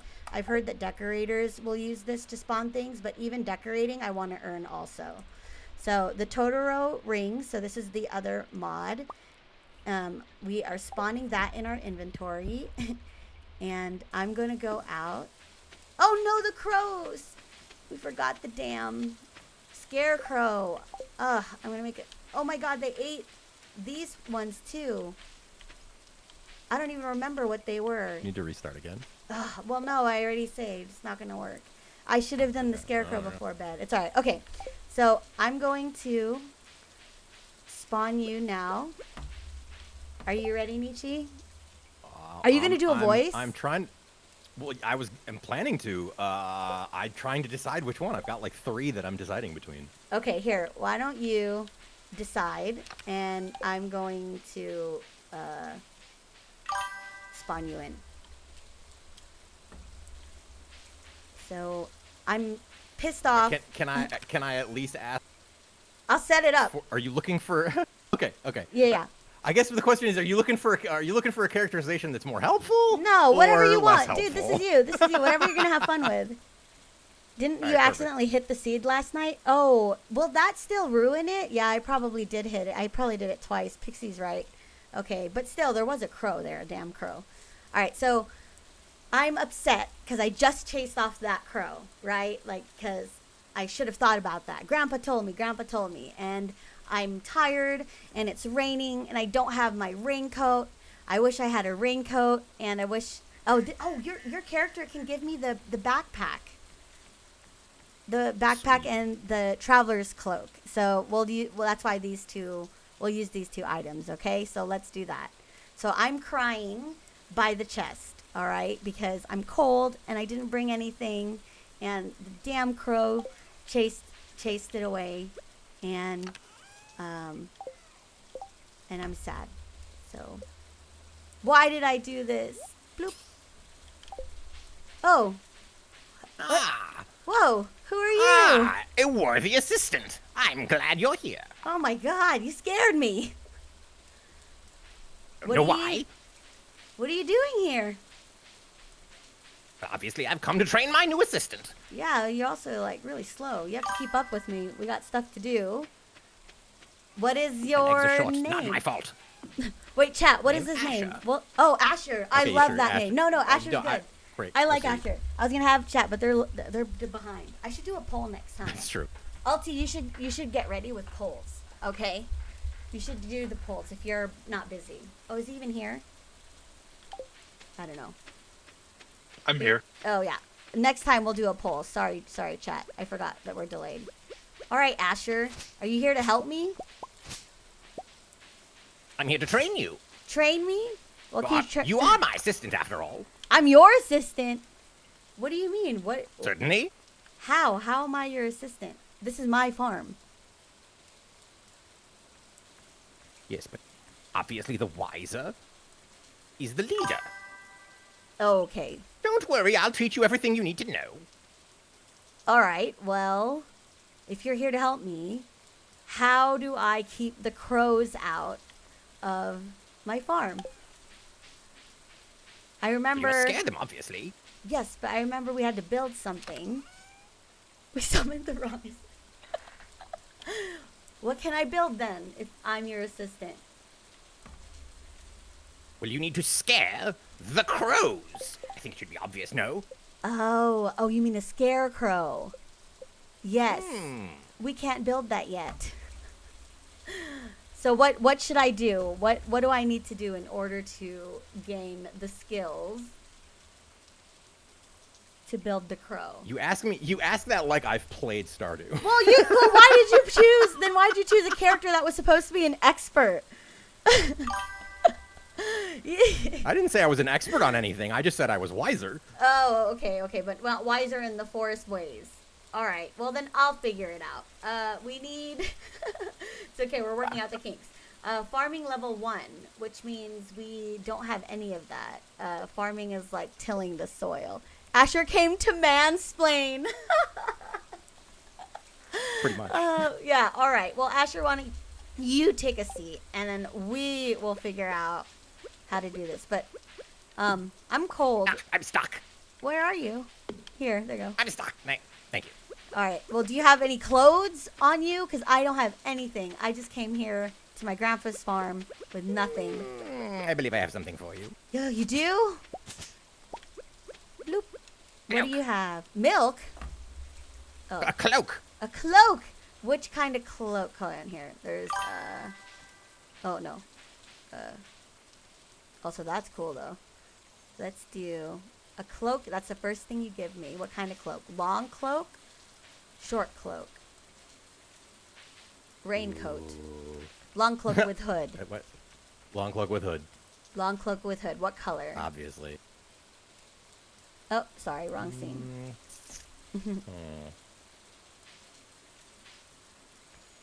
White, if we can do it. Let's see. We could probably do gray. Yeah, gray is the only thing that's showing as yeah. white. Okay. And it skews darker. Yeah, it really does. Wow. I mean, gray's fine. Gray's kind of cool. Yeah? It's like Gandalf. I'm in. Go ahead. Yeah, right. All Well, right. One Gandalf, not two Yes. Gandalfs. Why Gandalf 2 is white? Is that what you're saying? Yeah, Wow, exactly. this is great. Thank you. Now I am not cold. All right, I guess you're useful after all. Hope so. It's been around quite a while. Yes. So do you need anything? Do you want a cloak? What are you? Oh, don't worry about that. What? I just have to accept that you exist? All right. Sounds good to me. I don't need to entertain these kinds of questions from my assistant. Oh, right. So I'm still your assistant. You've proven to be very helpful to your assistant already. So I guess I'll keep you. I can't very well have you bumbling about forever. No, and you have to keep up. You keep getting stuck in everything. Look at you. Come on, this way. It's not my fault my legs are short. Well, I mean, it's not my fault. Very tiny. Now, we need to get stuff to sell. I can probably go fishing, but last time I ran out of food. So I need to look for some spring onions.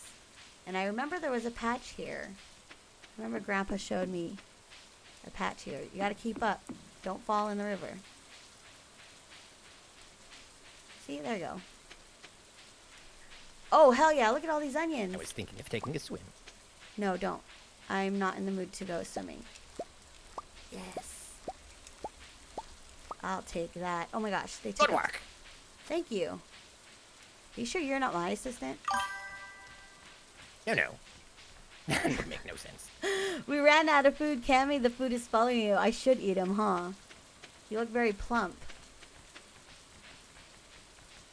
Come on. Very gamey. You're getting stuck everywhere. Oh, there you go. Trinity? It's not a problem for me. Would you like to eat a spring onion? Do you eat this? Raw or cooked? I can't cook anything yet. Oh, hey, Mayor Lewis. So, how was your first night in the old cottage? It was alright. I found this thing. Say hi. Who is this man? It's the mayor. Say hi. Be nice. Bureaucrat. No, politician. He's Mayor Lewis. Say hi.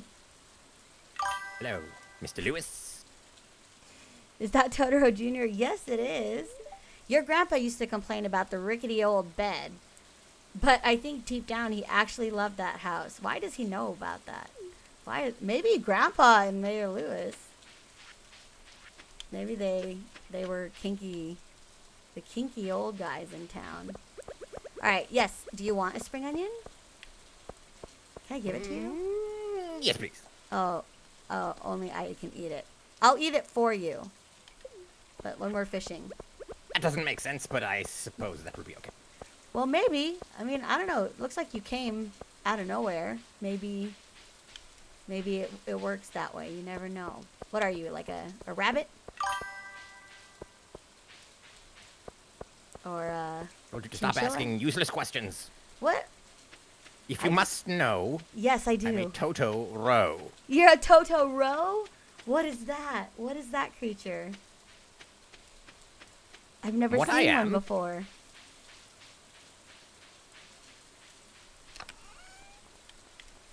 I am what I am. Need I explain more? I mean, The answer is no. I need not. okay. Well, I am going fishing. Do you want to come with me or do you want to stay here on the farm?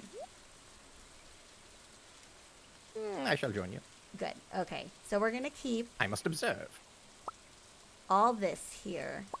I need to keep one for a spring foraging bundle. So I'm gonna pick the cheapest one, and I'm gonna bring everything else. So we have food to eat while we're fishing. It's gonna be a heavy fishing day. How come I'm not wearing my hood? I should be wearing my hood. That's a really good question. I don't know. Well, it's too late now. Yeah, now you're all soaked. I mean, I've got an umbrella. You do. That's so cute. Your little leaf umbrella. Hold on, I got someone you have to meet. This is my friend Linus. Actually, we're not friends yet, but hi, Linus. I don't know you well enough to trust you. Sorry. Oh. All right. Everyone's so mean to me here. Ah, see, this is a smart man. Why? Why? I was just Don't trying to say hi. Trust people you don't know. Oh, I guess that's true. But I'm not like a stranger or anything. Like, I used to come here. I just don't remember him. Alright. Oh, look at this. You don't remember him. How can he remember you? That's true. Well, I don't know. I was little when I was here. What are you doing? Come on. You're wasting time. Okay, there you go. Now tell me, what do you know about fish?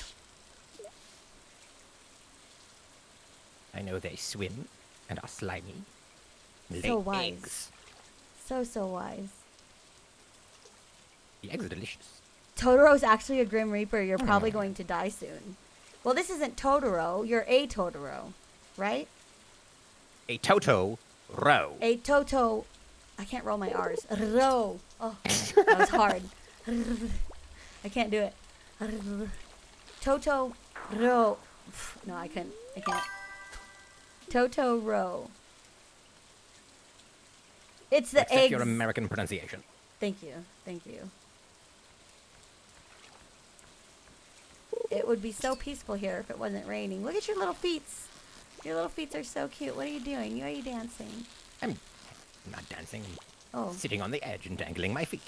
Oh. I couldn't tell. Your feet are so little. Yeah, I'm like That's dangling my feet cute. over the edge and like kicking my feet. I see. That's perfect. It's nice that you have that umbrella. Why didn't you give me a hood that I Yes, could it's very wear? convenient. You can wear it. It's not my fault you're not. Well, we left the house now. I can't change the outfit. I should have brought the damn mirror. I can't look away. This fish is so hard. Why aren't you helping me? You just watching? Yes, you're being graded. Mayor is hiding under a lot of beds. Yeah, that's what I was saying. Hey, Bear, how did the mayor, like, know that? Oh, he said that my grandpa would tell him that.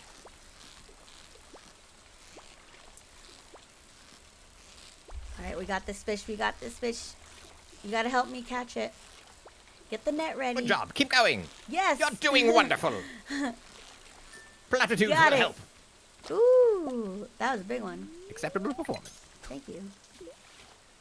This time, we gotta run to the beach and sell everything. Oh, no, we can't.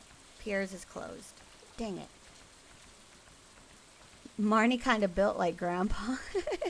Marnie is kind of thick. She's a thick lady. So how long have you been here in this town? Are you from here? No, of course not. I only just arrived, did I not? Oh. Well, yeah, you did just... I didn't know. I thought you were from here and you showed up on the farm. So, where are you from?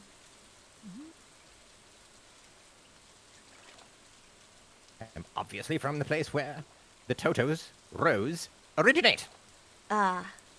Yes. It would be the Isle of Ghibli. From the Isle of Gil. I've never heard of that place. Is it beautiful like Yes, it many have is not. here? Ah, much more beautiful. Much more beautiful. Tell me about it. Yes. Well, for one, there aren't so many trees. Ugly little things. You don't like trees? No, no. Oh, you must hate it here. There's only trees here. I only just arrived. Obviously. Yeah, there's a ton of trees. So, why don't you like them? Wood. Yeah. You don't like wood? Hard in some parts, and flaky in other parts, and pointy in places, and they just Oh. get in the way. Well, I guess maybe if you don't use the wood for anything, I guess it makes sense that you would not like it. We need wood, us humans. But what Well, do of you course. live in? Who would build our homes? Oh, so you do live in a home made of wood. Of course. So why don't you like the trees that provide it? What did the wood ever I do mean, to we're not talking about the value of the existence of the being. We're talking about. Was it a pretty place? You asked me if it was nice there. Oh, okay. So you just don't like the look of trees. Precisely. Okay. You're an odd. Cut them all down, person. I say. And then plant some more, because we'll need them, but cut them all down. Yeah, so we do plant them right after we cut them because that's the only way that we can replenish it. Of course. It's Yes. sustainable agriculture. Very. I actually should be fishing for catfish, right? Hold on. Because it's raining. What do you know about catfish? Do you know anything about catfish? Or no? Do they not have fish? I hear. Well, I may deduce that they prefer mice over other typical forms of fish food. Mice? Well, of course. Wait, They you... are catfish. Oh. Oh my god, I'm I sure did... my wisdom astounds you, but it's very simple. No, they're not catfish. That's just they're not real. We don't have that here. Fish that are cats. We have like fish that they call catfish because because they have whiskers. I think that's why they're called catfish. Silly nomenclature. Well, I didn't do it. Let's see the bulletin board. Need Joja Cola to skewer on I wouldn't have shish chosen kebab. you for my assistant if you had. Oh, so you chose me. Wow, I feel Obviously. special. I'm not gonna do this as you should. quest. Not worth. We have fish to catch, so we gotta fish in the river. You ready? Maybe you'll be my lucky charm. Maybe we'll catch a catfish right out of the gate. I'm Alright. also told you might catch a catfish if you go on something called Tinder. Tinder. Okay, got it. And what is that? What is Tinder? I don't know. This is a rumor. They have a lot of catfishes on Tinder. Why are you still by the bush? Why are you not over here?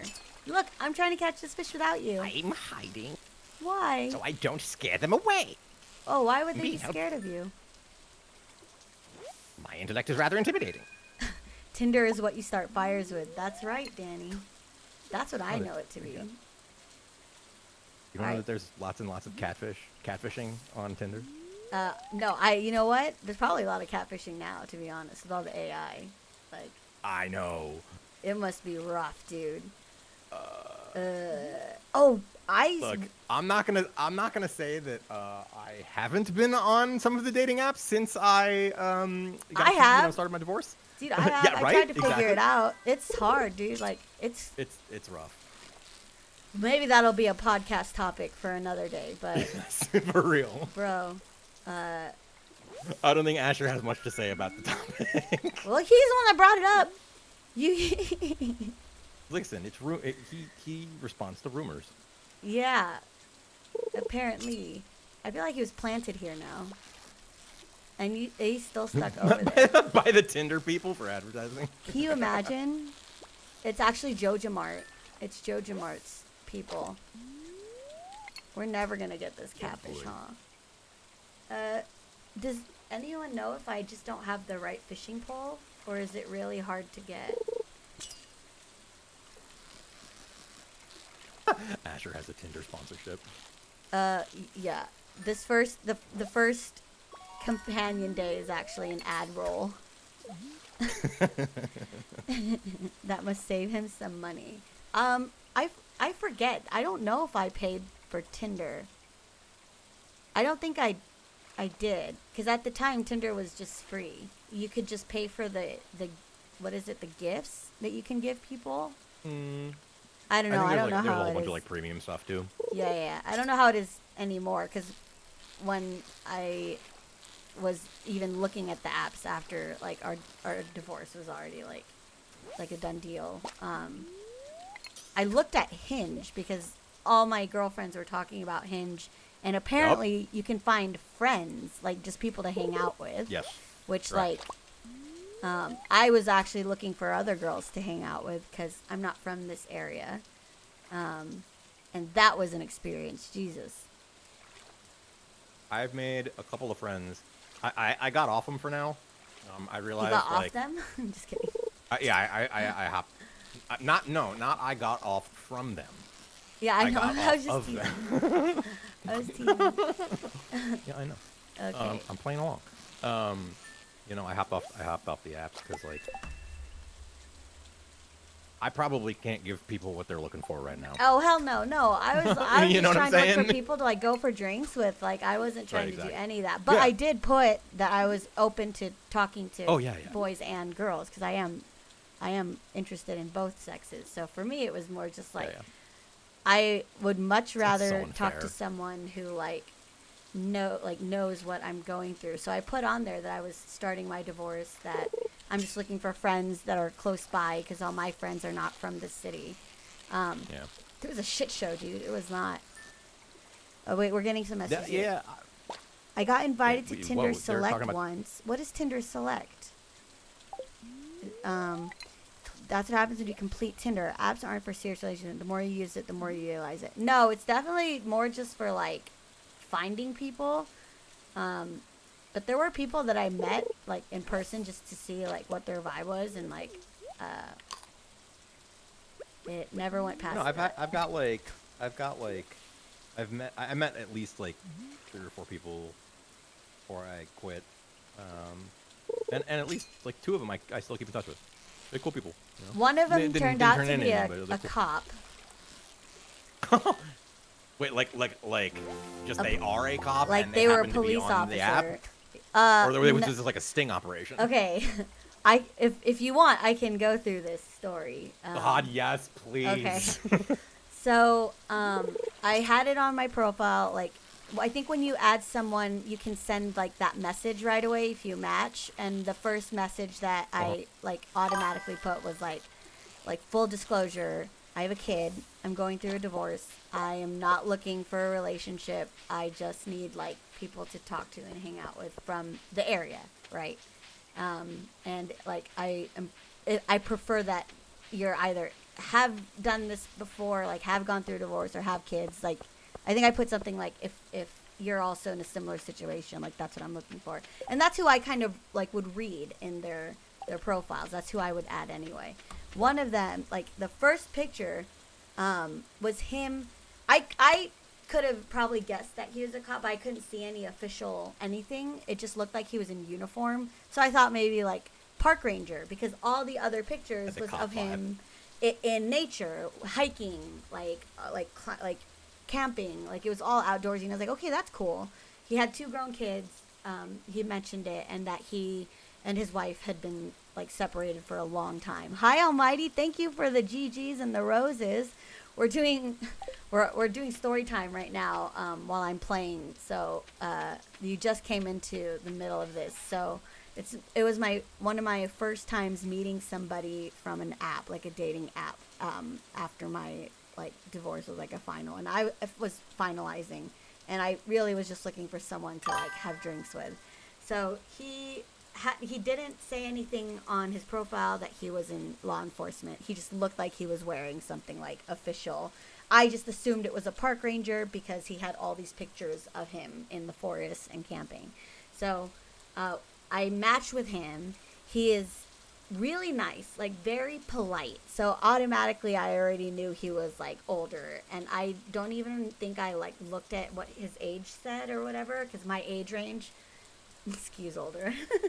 But I like had it pretty wide, so the way he talked to me compared to other people I already preferred, because like I don't have the time to be like texting someone all the time, or like I can't meet with someone on like a drop of a hat. Like I'm so limited. So I was glad to have found someone that like could understand that, right? Because he also had kids, and because before that it was other guys who were single or whatever, or girls who like were curious with their sexuality. It was just like really not, it didn't suit my single mom life, right? Like I needed someone who would be more into conversations and like going out to eat. So we talked for a little bit, and after that he mentions that oh, by the way, if it doesn't make you uncomfortable, if you want, like, here's my number, because we had been talking for a couple days. And I think with Hinge,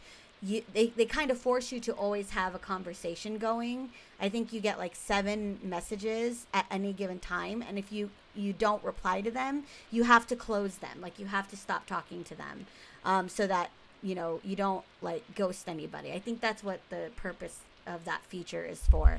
So we talked a little bit on the app, and he gave me his number. I gave him my number, and then I was messaging him, and then he's like, oh, by the way, I hope it doesn't bother you, but I'm in law enforcement. And I was like, oh, no, it doesn't bother me. Thank you for telling me. I am not in law enforcement. Like, I'm just a regular person. He's like, yeah, usually that might like scare some people, so I just wanted to see if you're okay with that. And I was like, I mean, it's fine. Like, just don't arrest me or whatever. Like, I didn't really care. He just seemed really nice. But there was something weird about the way, like, what he was talking to me about. Like, the way he would begin conversations, like, in the morning. It was always like, I like to, like, take the time to be grateful for my day and my job and what I can do for the community. And I was like, oh, that's very profound. And he would always kind of, this is how he would start his texts with me, right? Instead of just being like, hey, what's up? Like, he would like, hope you're having a great day. I know you're like working really hard to provide for your son. That's so admirable. Like, he would go really deep.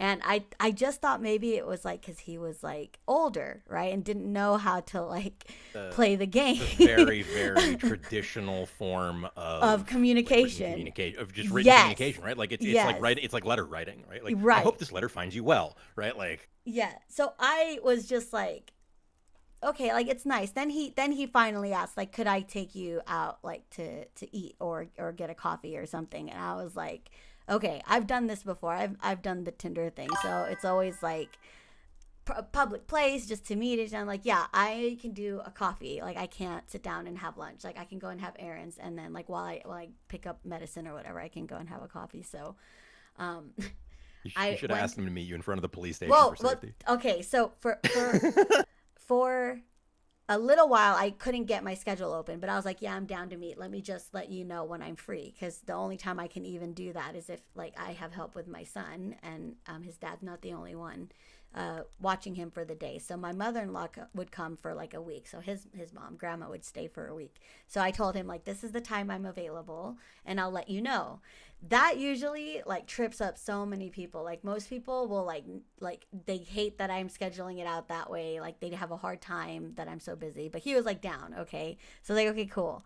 As the time was coming up, he would say things like, do you like to go to the park? Do you like to do this? We should go hiking. I'd love to take you and your son out. And I was like, I don't think I'm introducing anybody to my son until after, like, I'm moved out. Like, I don't want to do that to my kid. I don't want him to meet anybody that isn't, like, already, like, in our lives. Like, that's too much change. So he's like, no, I understand. I respect that. And I was like, but I would love to do, like, a hiking trip someday or whatever, because I love going to the parks. And he's like, do you go to this park? I was like, no. He's like, well, it's by your house. And I was like, what? He's like, don't you live here? Whoa, and I was like, oh my God. Bro, okay. Background check. Now the story gets good, because when he said, like, isn't this park by your house? I was like, what do you mean? Like, how do you know where my house is? He's like, didn't you tell me? I was like, I did not tell you where I lived. he's like, well, I think you did because I live close by too. I'm only on this street. And I was like, bro, I didn't tell you where I lived. So if you looked it up, that's fine. You just can tell me. But like, I didn't tell you where I lived. And then later, I mean, that's like, also not fucking freaking fine. well, I mean, like, look. If you looked it up, that's fine. No. I'm a registered voter, right? Like, if you really dug, like, you could find, like, you could find it. Like, if you knew my like full name, right? Like, for sure. Sure. I'm just saying, if someone puts in the effort to look up where I live that early in communication, that's a red flag. Oh, and like you are not 100%. respecting boundaries. 100%. So when he admitted, he's like, yeah, you're right. I just looked it up because you gave me your real number and you shouldn't do that. And I was like, what? Like, when I was reading this, I was like, this is so crazy. You're teaching me a lesson. Is that right? Well, I was like, you're right. I shouldn't do it. But I trusted that you were like being genuine with me. So like, I appreciate that you told me that. But like, it kind of rubs me the wrong way that you did that. And then like, I think I almost, when I sent it, I almost felt his like heart sink because he was like, no. Like, look, like, if you let me explain, I have tried meeting up with women from these apps before, and almost always they like talk to me for a little bit, they start asking for money, or like they want me to pay for a picture or whatever, and like they give me not their real numbers. And so when I first got your text, yes, I admit I looked up your number and you gave me your real number, which had like your real name, and then I looked it up because it's a public record. And so I just wanted to see if you were real, and the fact that you were like made me want to open up to you more. So I'm sorry that I like did that. And when he explained that, I was like, all right, strike one though, right? Like Yeah, totally. Like, that makes sense. Like, if I were an older man and all I keep getting from these apps are women who are like, oh, check out my webcam, right? Like, or like texting from a burner number. No, not strike one. I know, Danny. I know, game over. I know. But look, this is my first time. It seriously does depend on, Alty's got it right, is whether or not he's abusing his power, right? If this was legitimately like public record, I mean, and I can show you, he like, probably oh yeah, this could, is right? This is because how you look this up. I gave him my actual number.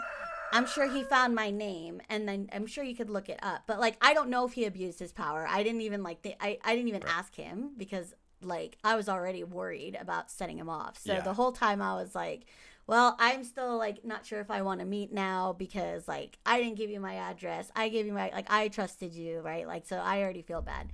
And he's like, no, I am sorry, I understand. And then like, we said goodnight, and like we texted goodnight, and I didn't text him back at all the next day or the day after that.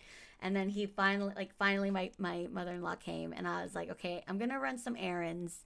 I'm gonna do a Pilates class here. Let's go I said I'm gonna go do something. Let's have coffee at this Starbucks. I think I was gonna go to Costco, and then after Costco I was gonna get a coffee and just meet him, right? Because I felt like I felt bad because I told him I was gonna try, and I wanted to see what his deal was because I was so intrigued at this point.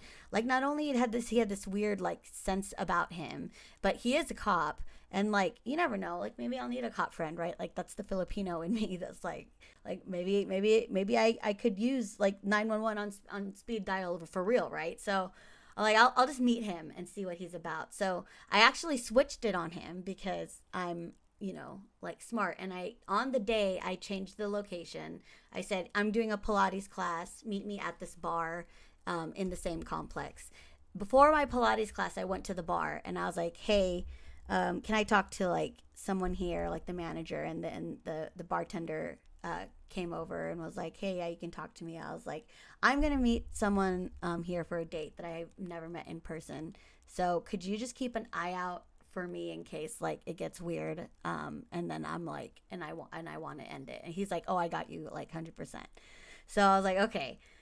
Did my Pilates class, waited for him outside, and he showed up on time. He was early, and he is exactly what his picture looks like. And he comes up and he was like, the first thing he said was like, oh, I'm gonna leave my gun in the car because I don't think I can bring it in, or something like I don't want to bring it in and scare you. No. And I was like, oh, he's using this to like impress me. Like he is like trying to see if I think it's cool that he's a cop when I actually am just scared that he looked up my address. So I was like, nah, it's fine. I don't have a gun. Like, I'm not going to bring it in.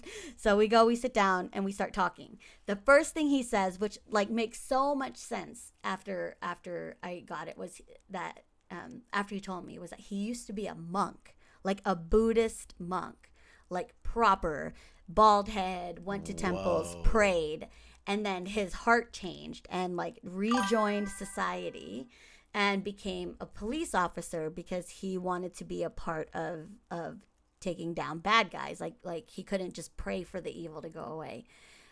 So when he became a cop, I think that's when he met a wife, had his kids, they grew up, and his wife, like, you know, he separated early on. He was a single dad with 2 kids. Like, she was barely in the kids' lives. So he was just saying, like, now my kids are grown. My youngest one's about to graduate high school. My daughter's in college. You know, like, they still live with me, but they might move out at any point. And I'm like trying to like move on with my life, right? Like try to find someone. And I was like, oh, okay. So everything like kind of checks out. And I called him out again. I was like, okay, because everything, like you said, I understand and I'm cool with. But the thing that I don't like is that you looked up my address. He's like, I know, I'm sorry I did that. Like, I just needed to make sure that you were genuine because I have wasted time with other people before. And when he said that, I felt bad because I think he meant that he was giving people money, like giving these girls money. And so he just did a lookup to see if like I was on the right number, because he would always only match with people who would give him fake numbers. And so he was just checking to see if that I was real. He just so happened to look up the address to see where I was. Like, he agreed that was wrong.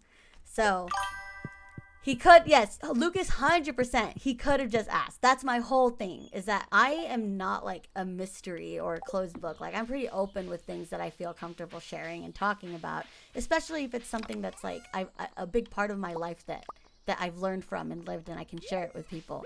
So I would not have mind giving him at least like my cross streets, right? Like, I would never tell him my actual address because my son lives with me, right? Like, I understand like internet safety as much as any person who's been raised on the internet. So I would never give him my actual address, but I would tell him like, oh yeah, I'm by this location. So that dinner went well. I ended up going to the like grocery store next door to pick up something, and he's like, I'll come with you. I'll get groceries. I'll come with you because it's late. And I was like, all right. I mean, it's true, it was late. And so we went to the store, and he was like, oh, you know, I just gotta go back to my car and get my gun because you never know. And I was like, okay. And he went and he got his gun, and he's like, this place, I'm not familiar with this place. And he's like looking around like he's like some sort of spy or whatever, because he was like clocking these entrances and stuff. And he's like, that's why I didn't want to sit with my back to the door or whatever at the bar. And I was like, oh yeah, no, I get that. Like, I told the bartender to like that I was meeting someone on the internet and to watch out for me. He was like, oh, that's so smart of you to do that. I was like, dude, I just watch cop shows. Like, I know what I should be doing.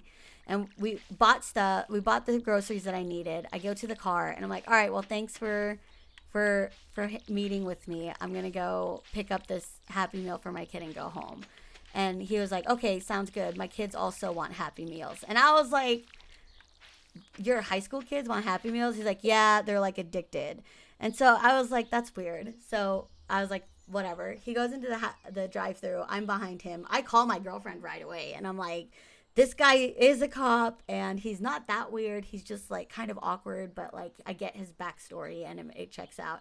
And then when I go to pay for it, I ordered the Happy Meal, and the lady was like, yeah, it's already paid for by the guy in front.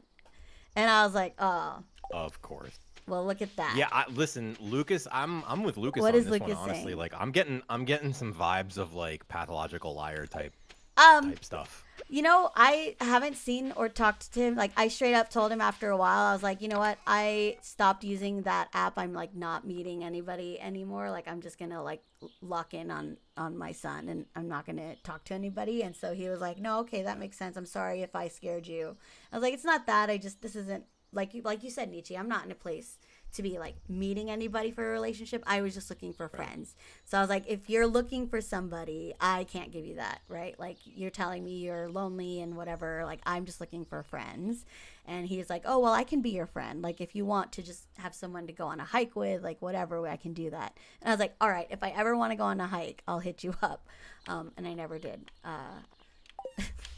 And that was like the last time. Like, every once in a while, he'll still text me saying like, I hope that you're okay, and that I've been thinking of you, that you're okay. But I just didn't like how any of that came up, so I pretty much pulled the plug on it. But that is how I met the cop. And I'm like bringing it back to the gameplay a little bit. Like, I can also see this character kind of doing that, right? Like, having moved out of my own house since I was 17, and having to depend on building my community and my relationships around me from people that I used to work with, or like friends, or like people I date. Like, you do end up seeking out that kind of companionship, right, when you're alone. Like, if you're not dating or anything like that, and you don't have the same circle of friends. So I can see Eve doing the same thing, because she was sent to the city after, getting old and moving out and getting a job and feeling so lonely that maybe she also tried to connect with other people and tried to do the dating thing and couldn't find anybody, because people in the city, can be cruel. I mean, I feel like Asher probably has an ex-wife. Let's ask. Good morning, Asher. Good morning. Are you here with me again today? Of course. Well, thank you. I would never abandon my assistant. I'm glad. We're going to actually today, we don't need the fishing rod anymore. We don't need to buy seeds. We already talked to Abigail. I don't think there's no wizard quest yet. So we're going to go buy some seeds and clean the farm. Oh, my mod is not showing me my luck meter. I want the percentage. I don't want. Yeah, there you go. Ooh, bad luck. Yes. You might want to reconsider bringing that fishing rod. As they say, spare the rod, spoil the child. Oh my gosh, they're not talking about a fishing rod. That's not what they mean. When humans say spare the rod, spoil a child, they mean don't spank. What is this? What is what? Spanking. Spanking? I'll show you. Pop! Wah! Barbarians. Well, I don't do it, but some people do. I mean, you just kids. did! No, I mean, I don't do it to children. You're not a child, are you? It's Farmer Eve. Hello, Pierre. I'm happy to buy any produce off you. I'll give you a fair price, of course. I'm going to keep in mind that spanking adults is totally okay. Spanking adults is very okay. As long as you have consent. Yes, as long as you have consent. Consent. Consent is key. Consent. That's what there was someone I totally had a good time like meeting on Hinge, like friend wise, and like we had dinner and everything, but it also went the same way. Like, he wanted more, I couldn't give more. But I used to always tell him because I think he asked like if it was okay like to pick me up or whatever for our dinner, and I was like, are you getting consent? And he was like, yeah. And so I would always say like consent. Now I say it every time. I took it from him. Okay, wait, I need to buy seeds. I need to buy. It's really interesting because I literally okay, so when I met my ex-wife, she was working in the bottom floor of the building I was working in.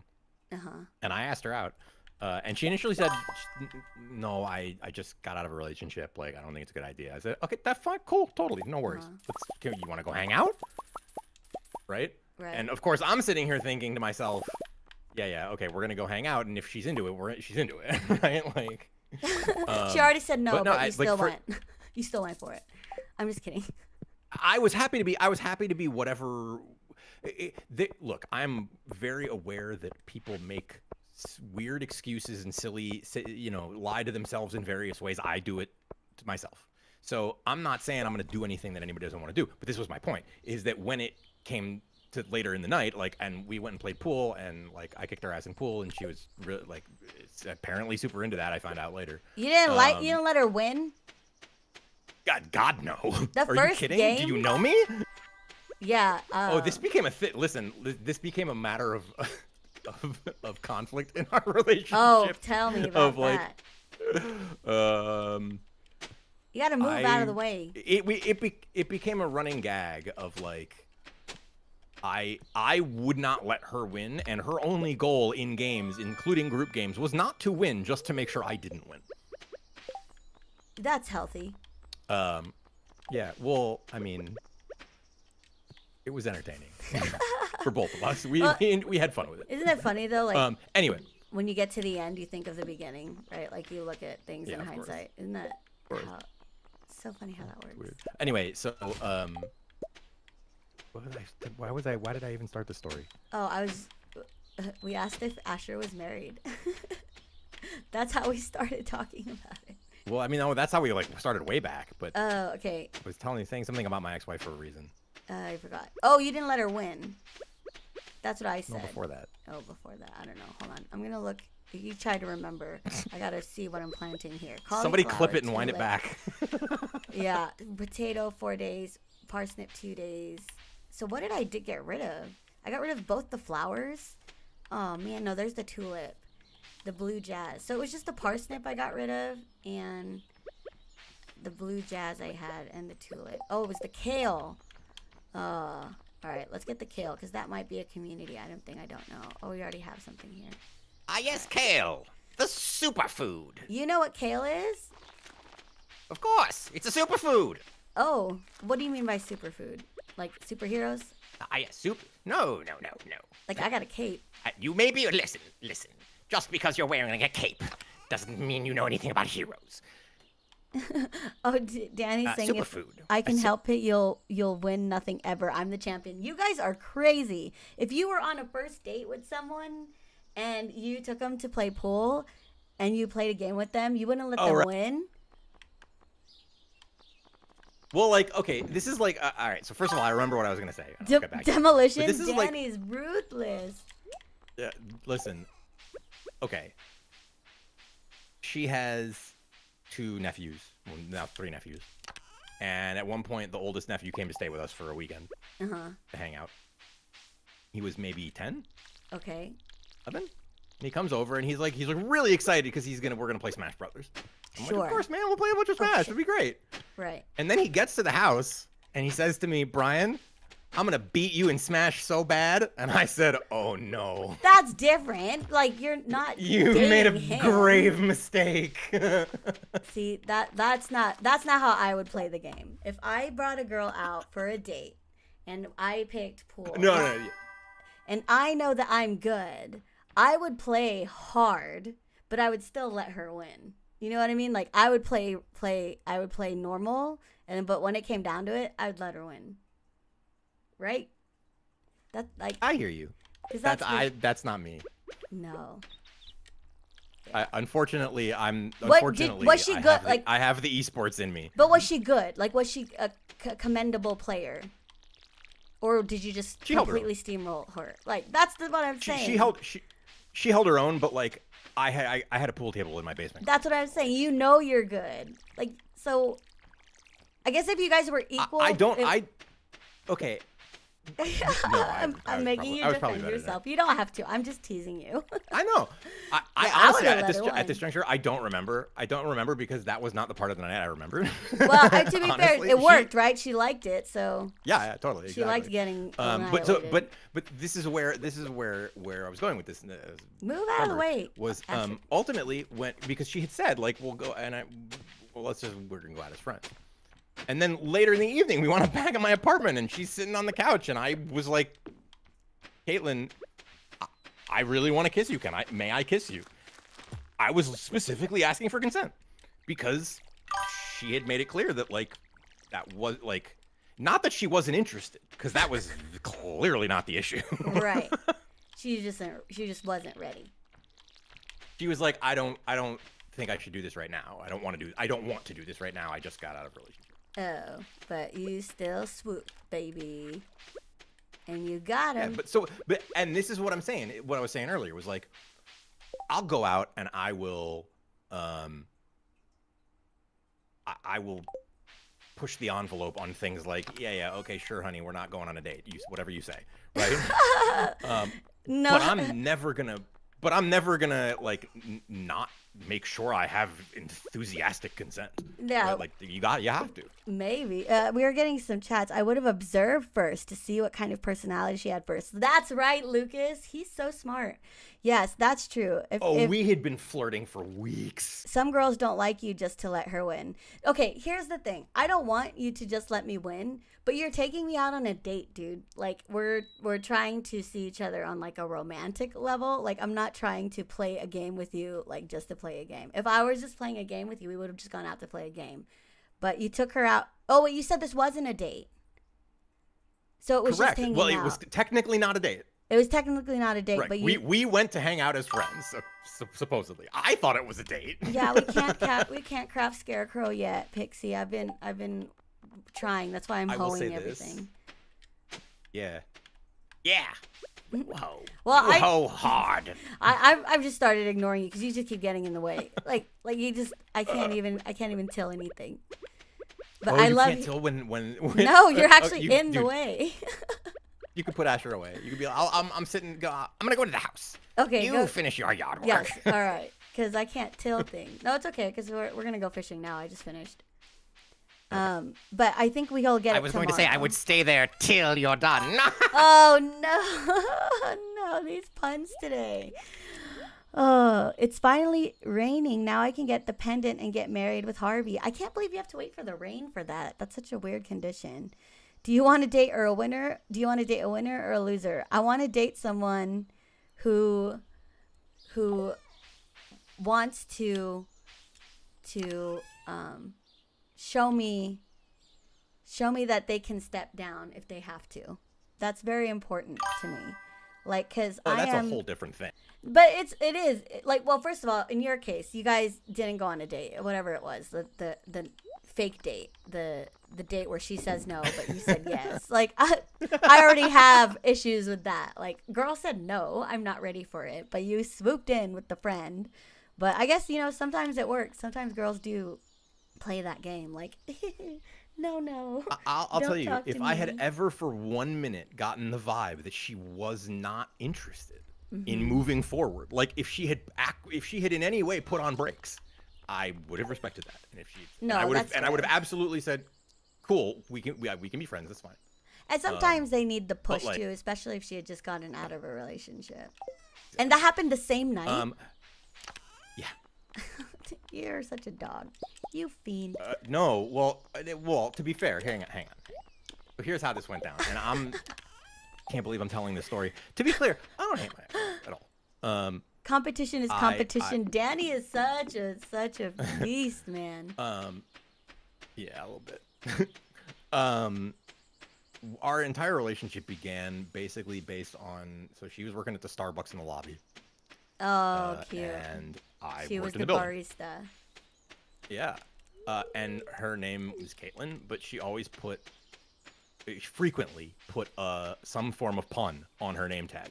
Cheesecake, I believe, was the one she used Oh my most gosh. frequently. You noticed that stuff? That's so cute. You really did like her. We went in and from then on, as soon as I noticed that, I was like, that's really funny. And I would come in and order my drink, and of course her coworkers would make sure she was on register when they saw me coming. And we would trade like puns for her name tag. Yeah. And that's how you got in. Yeah, and it was kind of competitive, right? It was kind of like who can come up with the better one? Who can come up with the better one? Sure. Like I got a really good one today. You know? Okay, and that's how you guys did your flirting. Right. Yeah, exactly. And then I literally, she was really busy. The day that I mustered up the courage to fucking ask her out, because you always there is always a day when that happens. Alt said that's. Oh, can you read what he said? Because I like what. Hold on.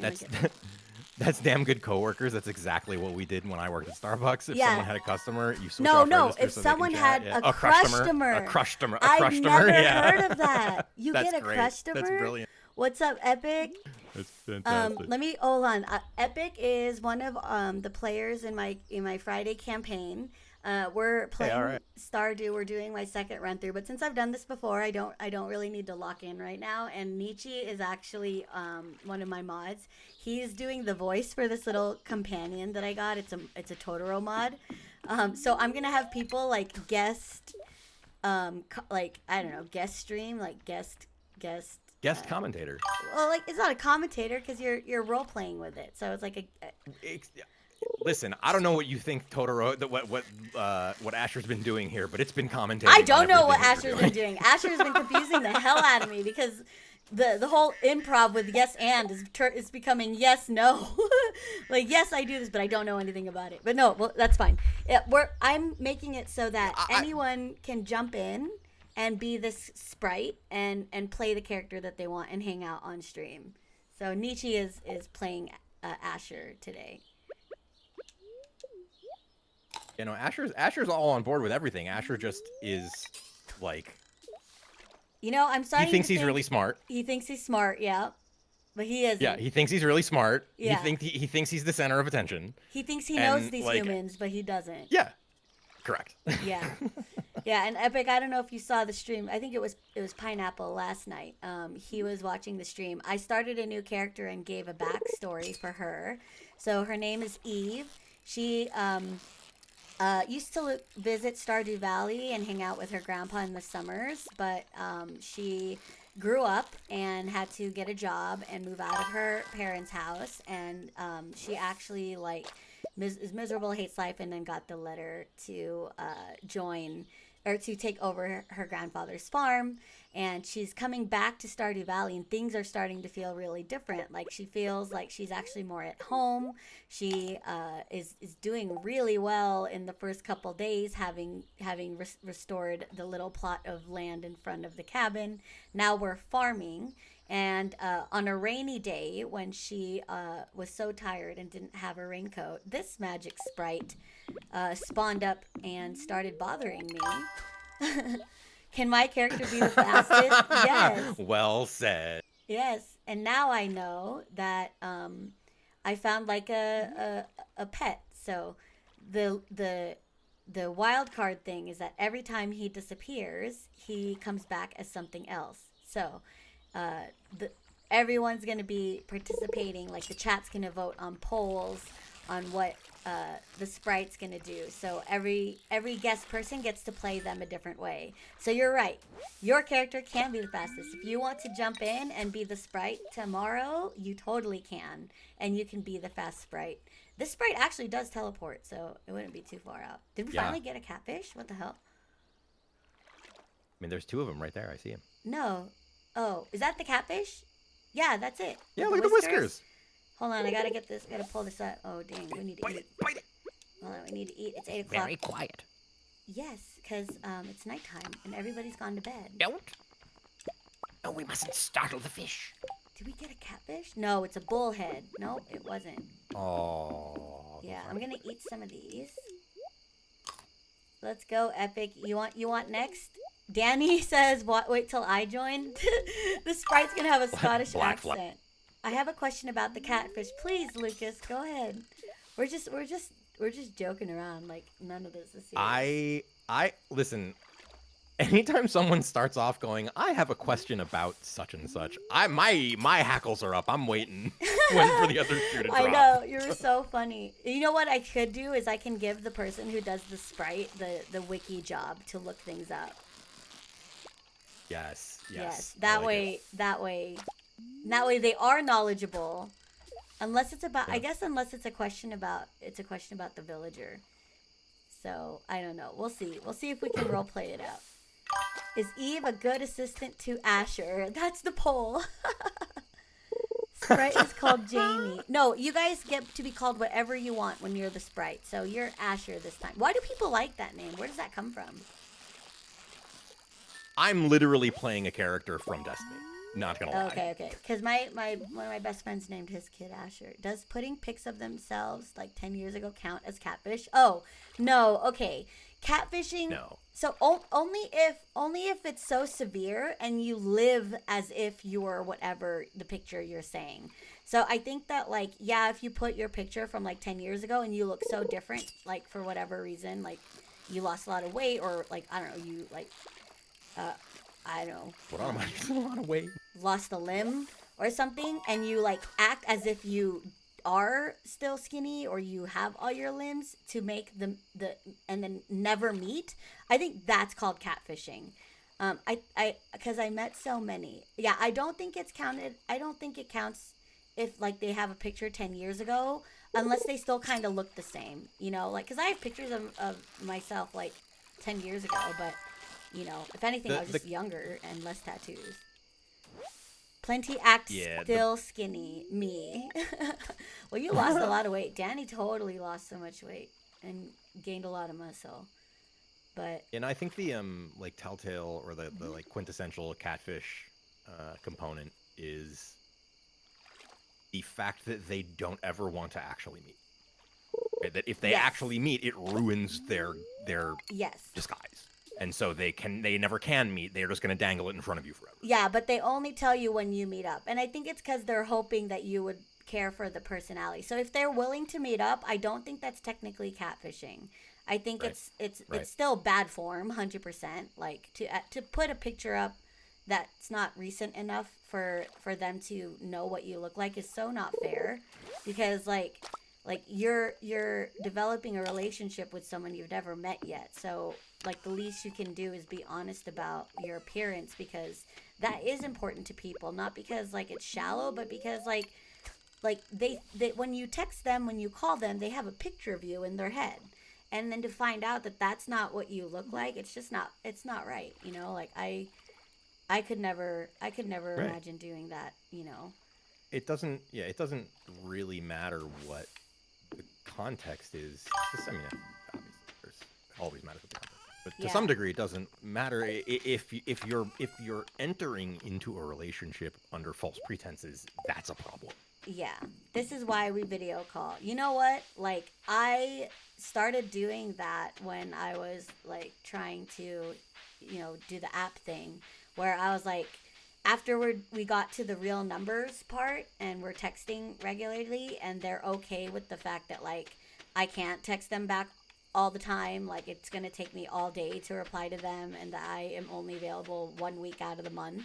Like once they passed that threshold, which not a lot of them did, that's when I was like, okay, I'm down to FaceTime you. Like I can start talking to you, you know, live and in person, like out of text. And that's how I get a feel for the person. So it's good that we have video calls now and we can do that. All right, we're going to do one more day and I'm going to wrap up the stream. But we're doing pretty good so far. I'm really just waiting until we meet the wizard. Or that we have to, the quest that we comes for the wizard. So if we don't get it today, maybe tomorrow. Wake up. Yes, you're still here. He's like running back and forth. Yes, thank you. Thank you for waking me up. I'm looking, we have 15 people on YouTube portrait, 8 people on YouTube horizontal, which the math to me is 23. And then we have 11 viewers on Twitch, so that's 31. And it only says I have 22 viewers on my multi-stream thing. So, like, that's great. I never really know how many But on people. screen it says you have 28. Well, okay, so on screen, it's only counting YouTube horizontal. So it's not counting the portrait mode, and there's 15 people in portrait mode. But that's just on screen, and I think that might be the same. So there always seems to be way more people. Ulti, in my early internet relationship days, like 2004, I had a girl I dated catfish with somebody else's photos, and it was a deal breaker. But I also was also pathetic to the insecurity behind it. We were both teenagers at the time. Damn, Ulti, you are so ahead of your time to be able to understand her like that. And you know what?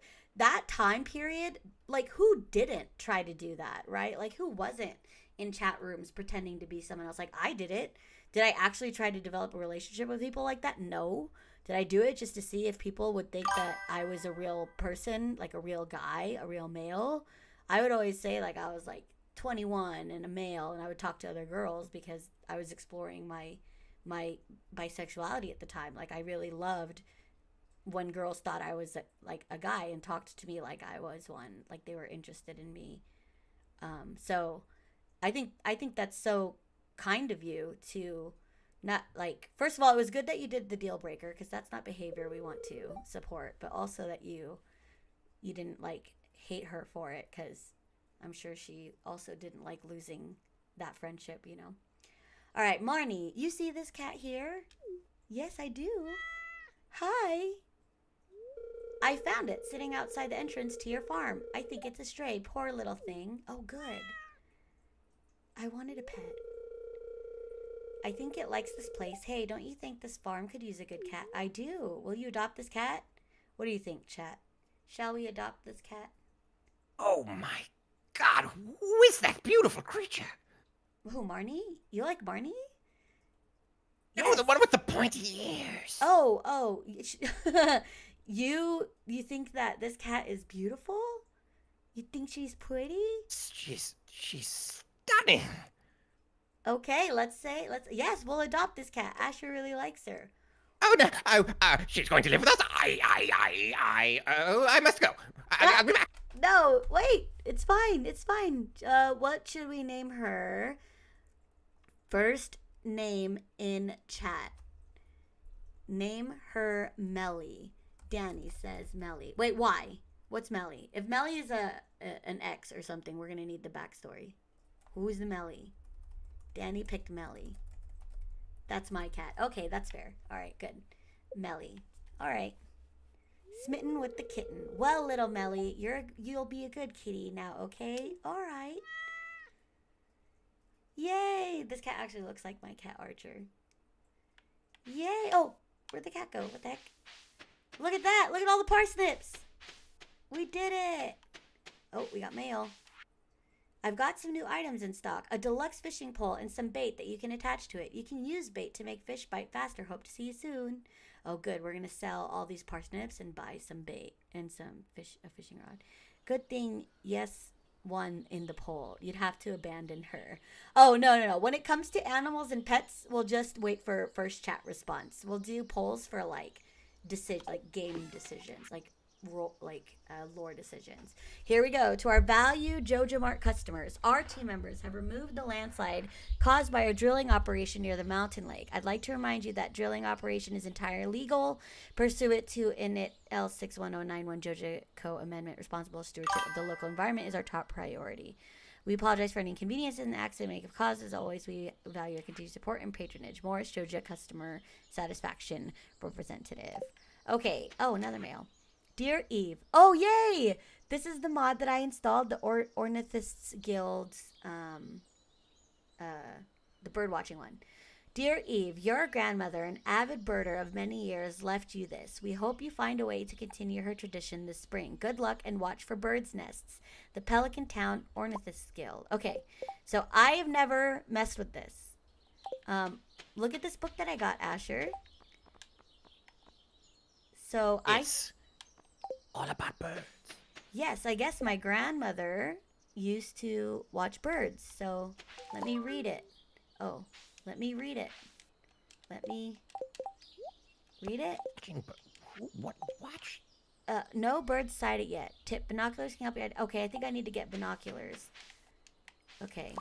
Do you know what binoculars are? Wait. You think she likes Who's birds? she?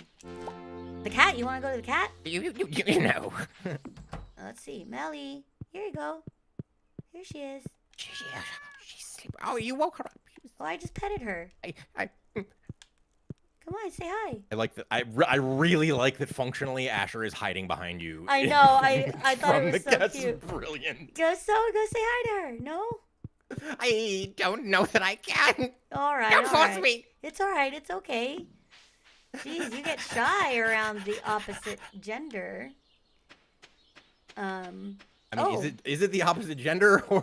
Oh, I don't know. Are you what are your pronouns, Asher? I don't think Asher even knows. Like he says whatever he's been beauty. saying all along. He's he's oblivious. Isn't there a non-gender pronoun? What is it when you don't have? It's not non-binary. They. It's they. No, sorry, not the pronoun. But what is the term? Asexual, agender. Is it agender? Okay. Agender, aromantic. Yeah, one of my best friends.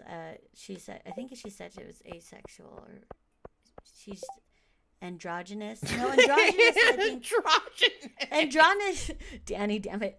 No, androgynous. I think is you flex masculine or feminine. Like it's in between. Yeah. Like you're not one or the other. What is it when you're like David Bowie? When like the person that you care about the person, not their gender, like if they're male or female, not if they're non-binary, if they're trans, if they're not trans. Talking about. Like whatever their sexual preference is doesn't matter to you. You just want them for them. Yeah, I can't remember what the term is. I know what you're talking about. Chat will figure it out. They got it. So we need to sell these parsnips straight to Pierre to see how much money we get. If it's enough, then we can buy that fishing rod and then replenish our seeds. But it doesn't look like a lot. So our stacks, it's only 385 and 86. So we need to fish some more before we go to Pierre's. Not Pierre's, Willie. We need to sell our fish to Willie and buy the rod, and then go to the traveling cart. Have you ever seen traveling cart? Yes. Have you ever seen the traveling cart? I've never seen the traveling cart. Oh, when I was a kid and I used to visit, there used to be a traveling cart, a merchant that would come and visit and bring really cool items and gifts and foods and produce. So we're going to check that out. They usually come on Fridays. Tammy, remind me to tell you later. That is literally the backstory of the Topher character I told you about earlier. Oh, you just did. You just made it up. What is it? No. What you're talking about, like the merchant, the traveling merchant cart yes, that goes right. to. Literally the backstory of the character I was telling you about earlier. Dude, I love this. That's my favorite thing about playing role-playing games. It's for me, it is actually always about the character. Yeah, both totally. the man and the knives. What are we talking about? It's the Brit in me? Oh, Bowie. Oh, wait, no, that you said that. Both you and Danny's names are green in my chat thing. I'm not going to guess what the cart sells again. No, you should, Pixie. I thought it was giving us good luck. Agender is like when you feel attached to no gender in your own identity. Some people say pansexual. That's what she said. It's like when you're attracted to people regardless of gender. That's what she is. And like, I think I am that. I've never like dated a trans person, but I wouldn't like. If I love you, I love you. There's no. It doesn't matter what you are or what you were born as or what you want to end up being. Like, to me, it's whatever makes you happy. I realize I don't need that either, but I've never done it, so we'll see. I wonder if are there any trans NPCs in any of the mods?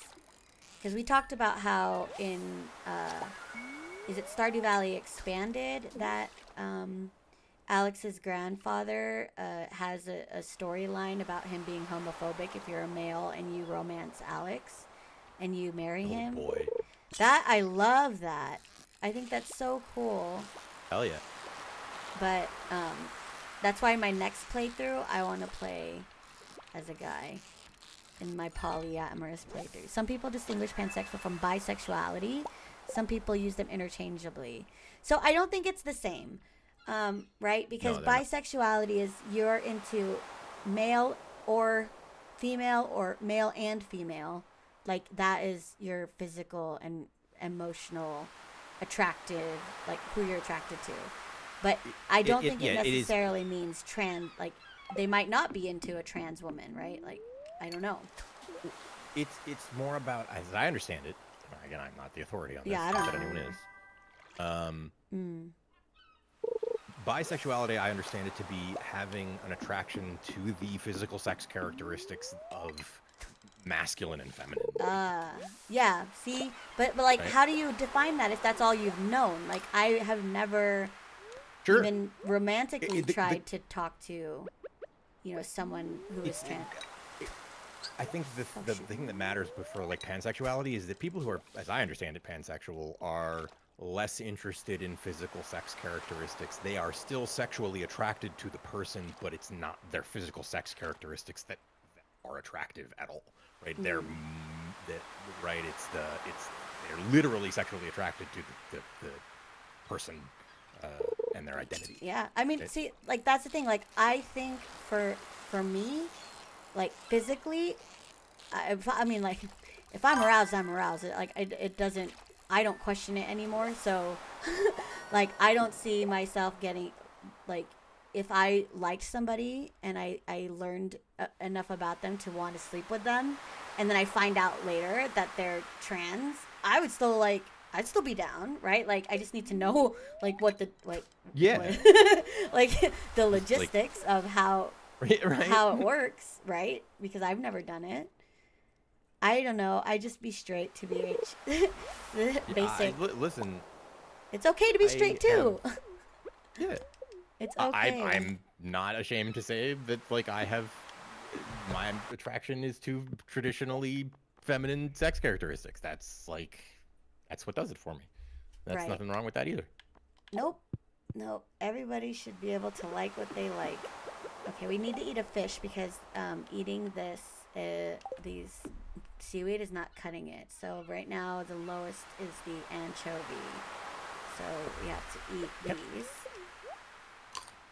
Keep it simple. I need a new word for I need a new word for, like, okay, yeah, I'm traditionally attracted to feminine sex characteristics, but what if you like tomboys? What? No, then maybe you're not.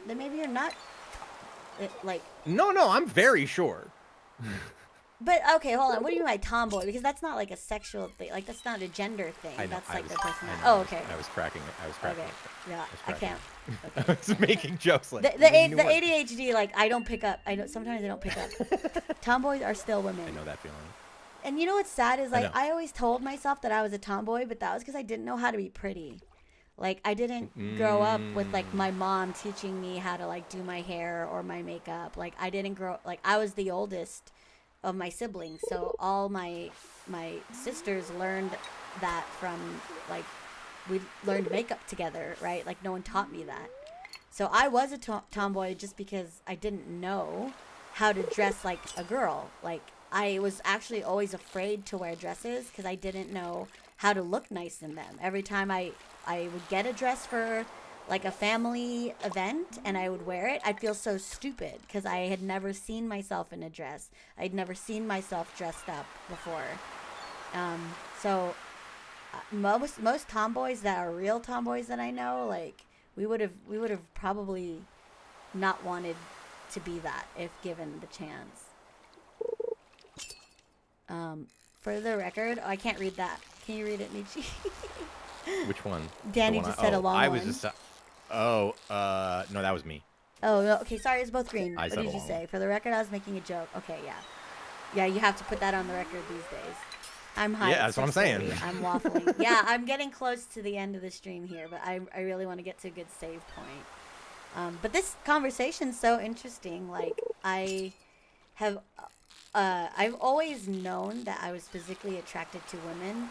And, like, as far as, like, my friendship relationships, I actually kind of am more sensitive to my female friends. Like, if we got in a fight or if they did something that made me feel kind of, like, sad or whatever, I get so much more butthurt from that. But I think it's because I cherish that relationship in a different way. All right, Willie, we're just going to sell what we have because I don't got shit. 850. Please let this be enough. If I was a woman, I'd be a lesbian. Boobs are wonderful. I mean, look, I have been thinking for a long, long time, because of my divorce, like, uh, I have never actually tried being in a real relationship with a woman. I got close once. Once I for sure fell in love with my best friend, but that ended the way that it did. So that's why it's not, that wouldn't work. But who's to say that I'm not, right? Like, I've never tried it. So how can I say I am or I'm not one thing? Like, that's the one thing that I'm always worrying, well, not worrying, but like wondering, oh, that thing disappeared. Like any good scientist, it is the way it is until proven otherwise. I mean, it's not like that I wouldn't try. Like, there was a girl that I met on Hinge through just like talking. Like, we would call, like, leave voice messages to each other, and she's lesbian, and I told her that I think I'm planning to. I'm sure my family's watching, like, they already know this, but like, I'm planning to officially, like, come out to the bigger family, because I never really talk about it. But that's because I wouldn't mind if the next person that I date would be a woman. Like, I think that would be something I would love to see, if it can be something. Dude, where's that rod? Oh, it's 1800. Fuck. But we'll see. I'm always in, like, female streamers' lives more than I am in the guys. So who knows? Maybe I am a lesbian. If you can make them dance, I agree. Man boobs. I love me a man boob though. I love the big daddy bodies. Like, those are always, like, I think it's because I had a kid, and this being soft so they can fall asleep on you, like, that is the key thing for my brain to think, like, oh, that is safety, right? That is comfort. I don't really like, the super ripped, right? Like, really, like, 12 pack kind of thing. But if that's your thing, 100%, like, go for it. But, like, that's not, I like them a little chunky. Dang it, 1,300. We're gonna get 500 more. All right, let's just we'll get the fishing pole tomorrow because it's raining. We should get the better boat. So let's try to find some fish.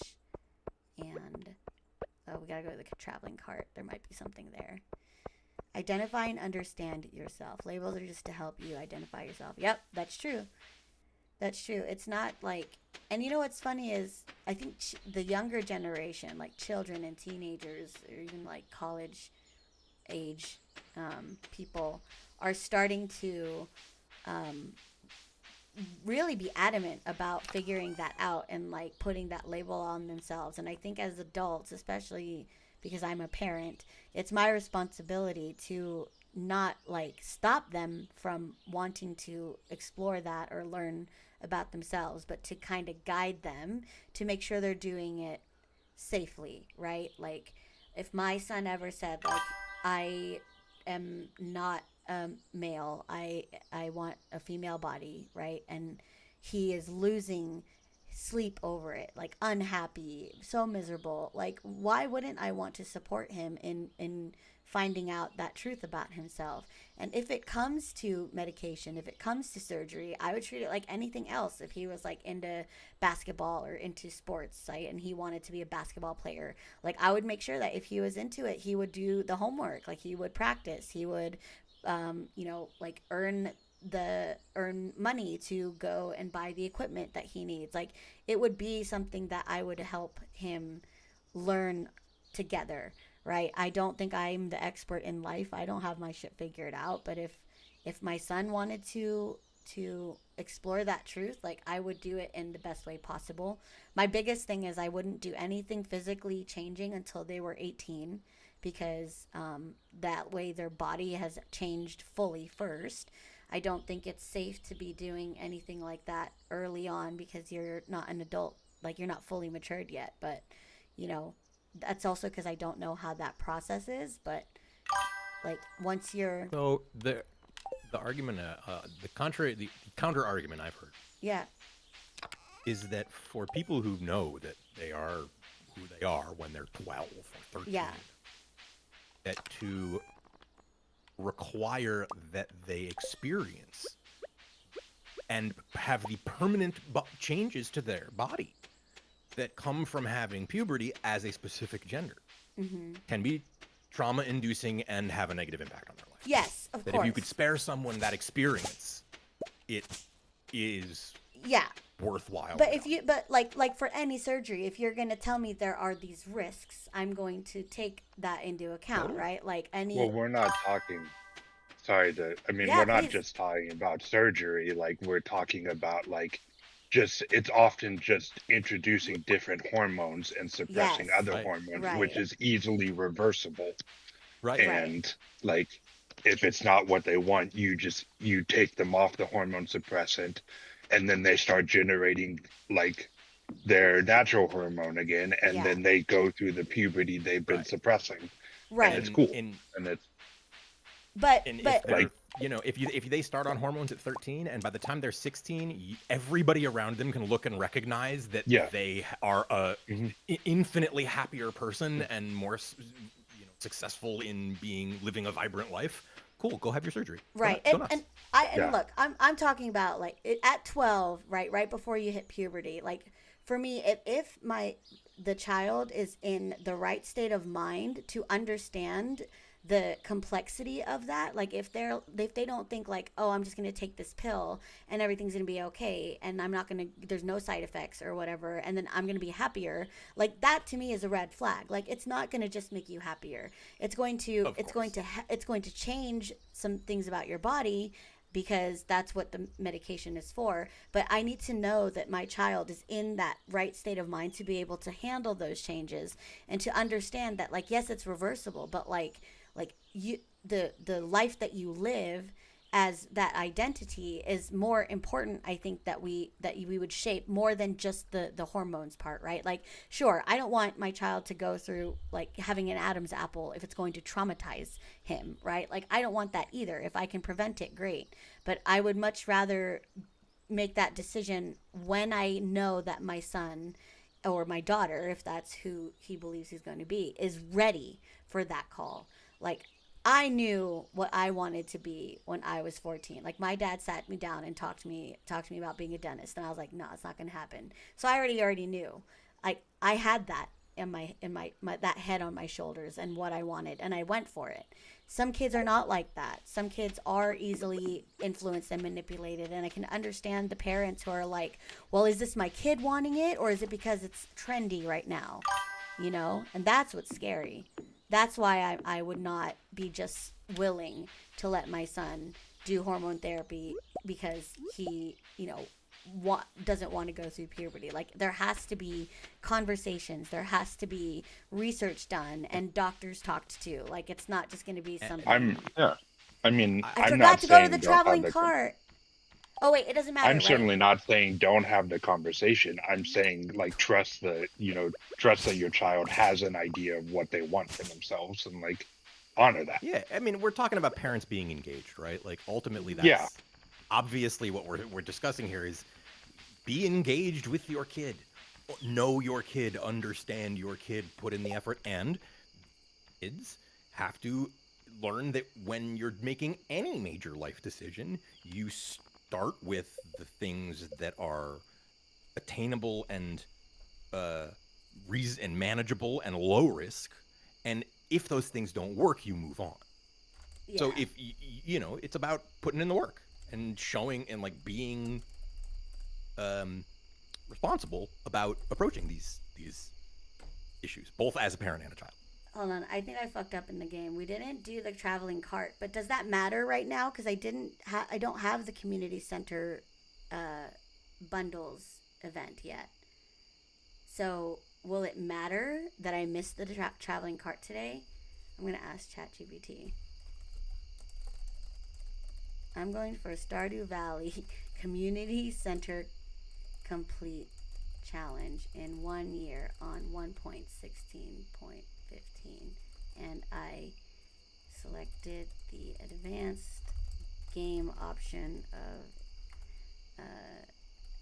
being able to purchase items in traveling cart so that 1 year complete is possible. I missed the first day of the cart. Is that going to cause any issues? I don't think so. I think that's only there, like, nope, missing the very first cart day won't block your 1 year community center run. Here's why. Traveling cart inventory. The cart stock is semi-randomized. How do I show this to everybody? I don't know. I'm just gonna copy and paste this answer. This is actually super interesting. You're all gonna see my docs. Sorry, everybody. Oh.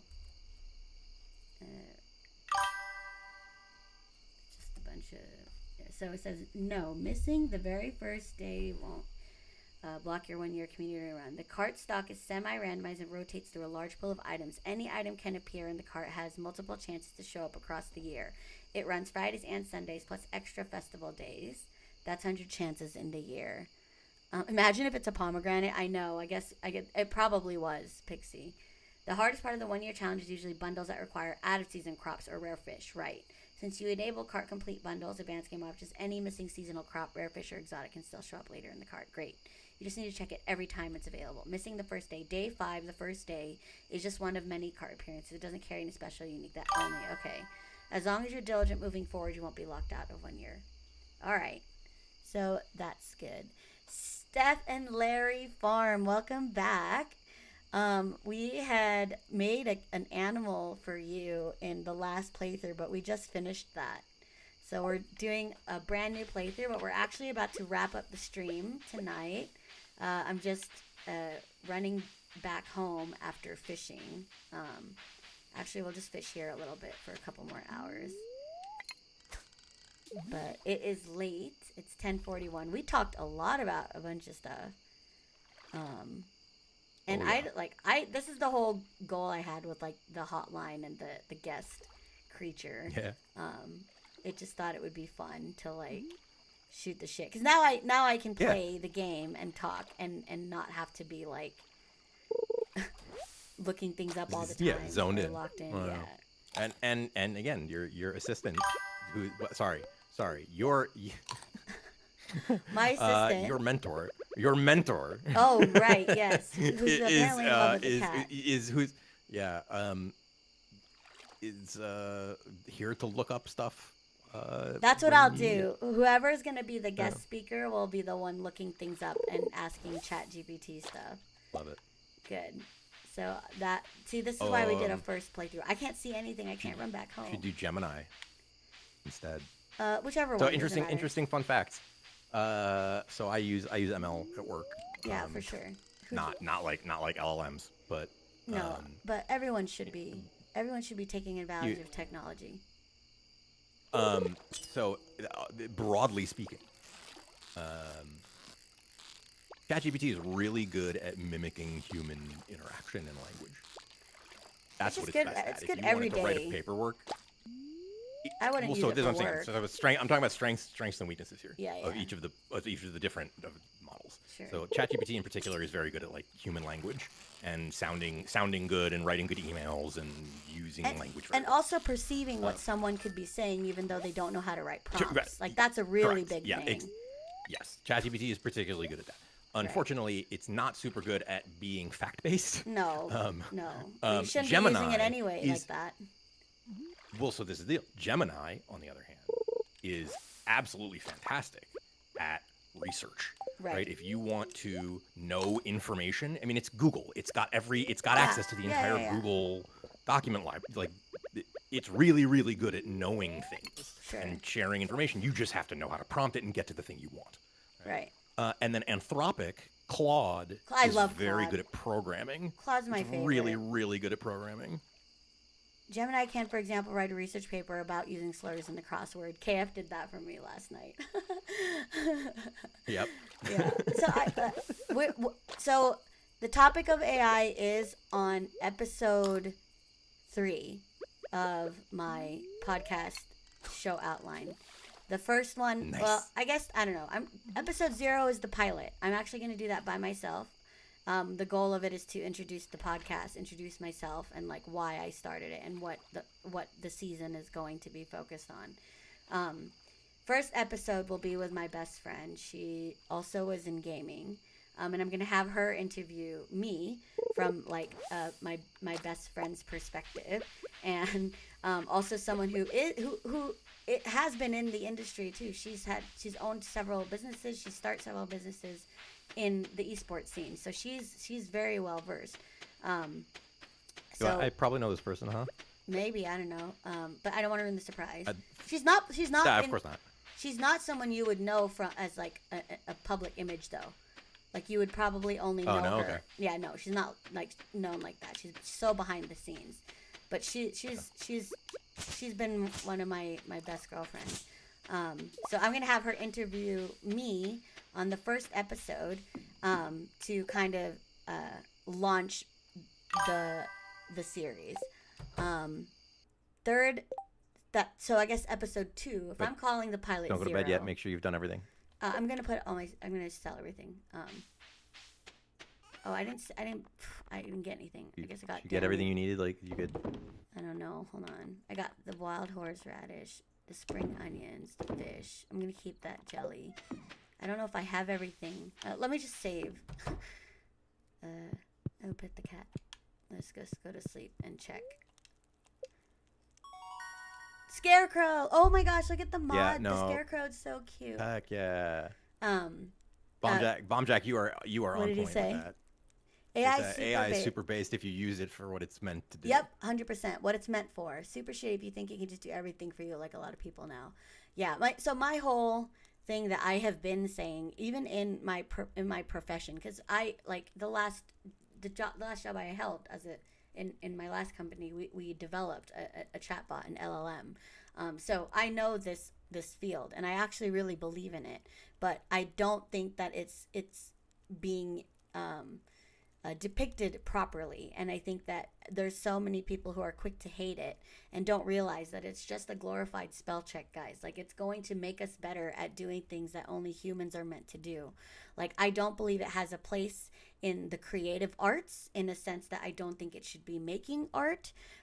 If it is making art, I think that the artists that have been used to train data models need to be compensated. I think laws need to be enforced and created that support what's happening in this generation, so that people who create things and put it on the internet are protected.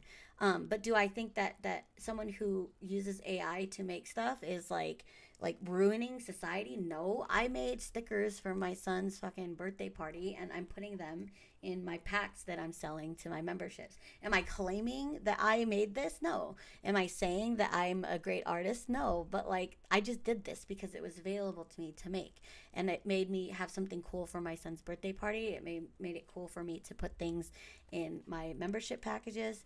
So I'm waiting for everything to die down on the hate part, so we can start seeing the beauty of what happens when we're released from dumb shit that we shouldn't be doing anyway. Like, there's so many things that we in the tech world don't need to be doing as humans. Like, I should never have to book a meeting ever again on Outlook.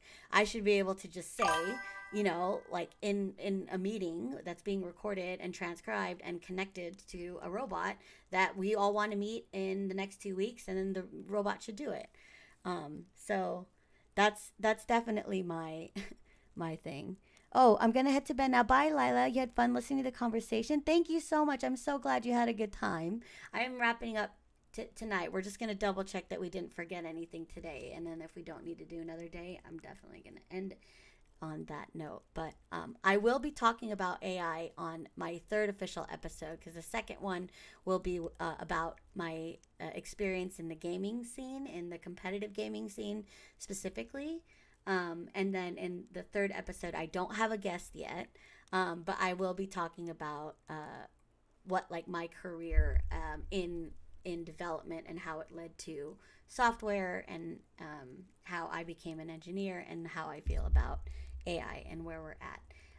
And the reason why that's the third episode is because in the fourth one, I will have artists on I'll open up the hotline to any artists that want to call in, but I want to find an artist who will be on the podcast as a co-host, so that we can nail this issue with like AI and art, because I feel like AI can only do so much, but they are not humans, right? Like they cannot make real art that touches the soul, right? Like someone behind the AI could do amazing things. And an artist behind AI will be even more fierce. So I would love to see if there is like a middle ground that we can come to on the podcast where it's not like AI should be illegal, because like no, the answer isn't making it illegal, right? The answer is finding ways to harness it in the name of good, right? Like it should be lifting humanity up, not pulling us back. And that's like, I have some radical opinions on like what this actually means for society. Good. Yeah, you should call into that episode for sure. Something like that. It is going to be pretty dramatically influential on how we exist, and a fundamental concern right now is the fact that the scarecrow. So many endeavors have been commoditized to the point that you are not expected to be able to do them unless you can get paid. And what do you getting mean? paid for it means doing work for someone else. So art, right? Oh. Like, we don't have, like, art patronage is virtually non-existent these days, comparatively speaking, right? It's all, if you're going to be an artist, you're going to go work for a company and make art. Right. That is the stuff that can and should be done by, if No, I don't think so. I think there's a middle ground, right? I think hang on. I'm this is where I get radical. This is what I'm saying. I think that fundamentally we are going to reach significant levels of automation that fundamentally threaten the fabric of our economy really, really, really soon. And we have to prepare to make art patronage a thing again, where you do art and you get paid to do art, not to make a product that goes on a box or gets put on a website. You make art to make art, and because you're actually being creative, and that's what we patronize. And like that, this gets into a whole big stack of things related to how we build an economy that's post scarcity. Right. No, I think we're saying the same thing, right? Like there are things that robots need to be doing, because let the robots do what robots do best, and then we should let humans do what only humans can do, right? And I think I know where you're going, but like I also don't believe that it should always be like with art. I don't think that it should always start with AI. I think that when you start with AI, you're really not making art. You're just getting something made and something done. But I would even argue that I wouldn't want AI making product designs, because there are product designers out there, right? Like for a box art, like there are people who know what they're doing. But that's what I'm saying. Like if they're armed with AI, then they can do it on a much stronger and like larger scale. So anyways, wouldn't it be wonderful? Wouldn't it be wonderful if the people who are doing that to subsist right now could instead do it for the pure pursuit of creativity and not fear for their welfare, and the people who are really good at it and really want to do the thing of making the product stuff can charge exorbitant amounts of money because they're the best in the world at it, because they've spent their life doing it and not having to subsist. Yeah, or maybe money's not a factor. Commoditized. Right. No, exactly. Right. Exactly. Like it could be like they're just happy working again, right? Like I don't know how many times. Sure. Like I've used AI to just get me out of doing the thing that I suck at doing, that like takes me a long time to do, and then just speed me up so I can be where I need to be. But like that's the whole point of that episode. Every single episode, like I'm planning the entire season out. I think I'm trying to end. I'm trying to end, if I look at the calendar, I'm trying to end around my birthday so that we start the new season. I'm pulling up my Ko-fi here, because this is like, when I say that I'm building up my Ko-fi as like my main source of like how you can support me, like this is going to be where I'm putting our the podcast episodes, because this allows me to gate it. So I had talked about wanting my stream to be 18 plus, not because I want like to do bad things like behind a paywall or anything like that, but because I am worried about the fact that since I am playing games, and I do play games that children play, I attract like a younger audience, and I don't want to worry about a viewer who can watch my content all they want if they're allowed to, if their parents don't care that we curse and talk about like X-rated mods. That's their parents, but I don't want them talking to anyone in the chat. I don't want them talking to other adults. So this is the only way that I know I can get my content gated, other than making them unlisted on YouTube, and I can put it on my Ko-fi and people can watch the episodes as they come on, or they can subscribe to my channel and they can watch them live, and then the VODs will be available here. Once I get a website set up and like I can do everything there, then I won't need this. But right now, this is like the easiest way that I can have everything. And I'm hoping to start the podcast the first week of October. So I've been really preparing for that, if anything. So if you follow me on Ko-fi, I think actually can someone see if there's a way to follow it without having to pay? I haven't tried that yet. But this is where I'll be doing all those updates. Okay, great. So you don't have to actually pay on Ko-fi. You can just follow me there. And this is where I'm posting updates for like the logistics of the stream and the show and stuff. Is this person AI? He sounds like he's from Cynet. No, this is Ulti, my mod, and Nietzsche, and my other mod. We were just doing some companion gaming and kind of talking, like shooting the shit. But I did want to talk about my podcast, because I don't even know if it's called a podcast, because what do they call those now? Because it's not like podcasts. There's no podcasts. But I'm not putting it on an Apple store or whatever, right? Like, so doesn't matter. Really? They still call them podcasts? I guess that's pretty strong. Yeah, you still call it a Kleenex.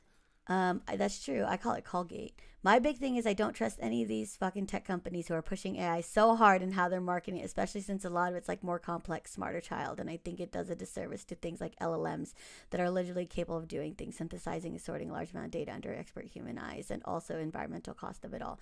Yes, LT, we will also dive into it for sure. You're looking for Connor. You know what? I've never seen Terminator, and I think I'm just not watching it out of spite now, because I know so much about it that I don't think I will enjoy it. I think if I watched it, I would just be like, oh yeah, I've seen this in my head. Let me get the picture. I wanted to show you guys the... Alti, shout out to that kid for saving the world. You're so cute. Okay, here is the image of the podcast. This is just the first draft. This was AI generated, but only because I gave it graphics that I'm using, and I needed it to match the style until I can make it custom. But I'm gonna tweak something. I'm gonna make this bigger, put it on the right hand side, make this smaller. But the feel of this is going to be like, actually, I guess I can show you. Why not? I'll show you guys the graphics package because it's super cool. It's a VHS looking, but it will show you a little bit about what the style I'm going for of the thing. And I'm hoping to make you gotta be merch. careful showing people your package. In other contexts might not be okay. Well, it's okay. I don't have a package. I'm a female, but maybe if I did have one, I would. I think it's still a package. What? It's a generic term. It's like dude. Like my little button? I don't know. I wouldn't call that a package. Like junk. Yeah, like junk. First guest should be your DJ junk. Your Elite. junk. Yeah. He's well known bread artist in the game industry. If my entire first season is going to be people that are just normal, I would love to do like an all-star season where I get like industry professionals, but I want to set the tone first, because if I do start getting, like, I would love to have like former game directors that I know who would want to comment on a topic to call in, but I'd have to I'd have to plan that and set that up. So maybe season 2 will have bigger guests, but season 1 I want it to just be like people that I've worked with, like peer to peer.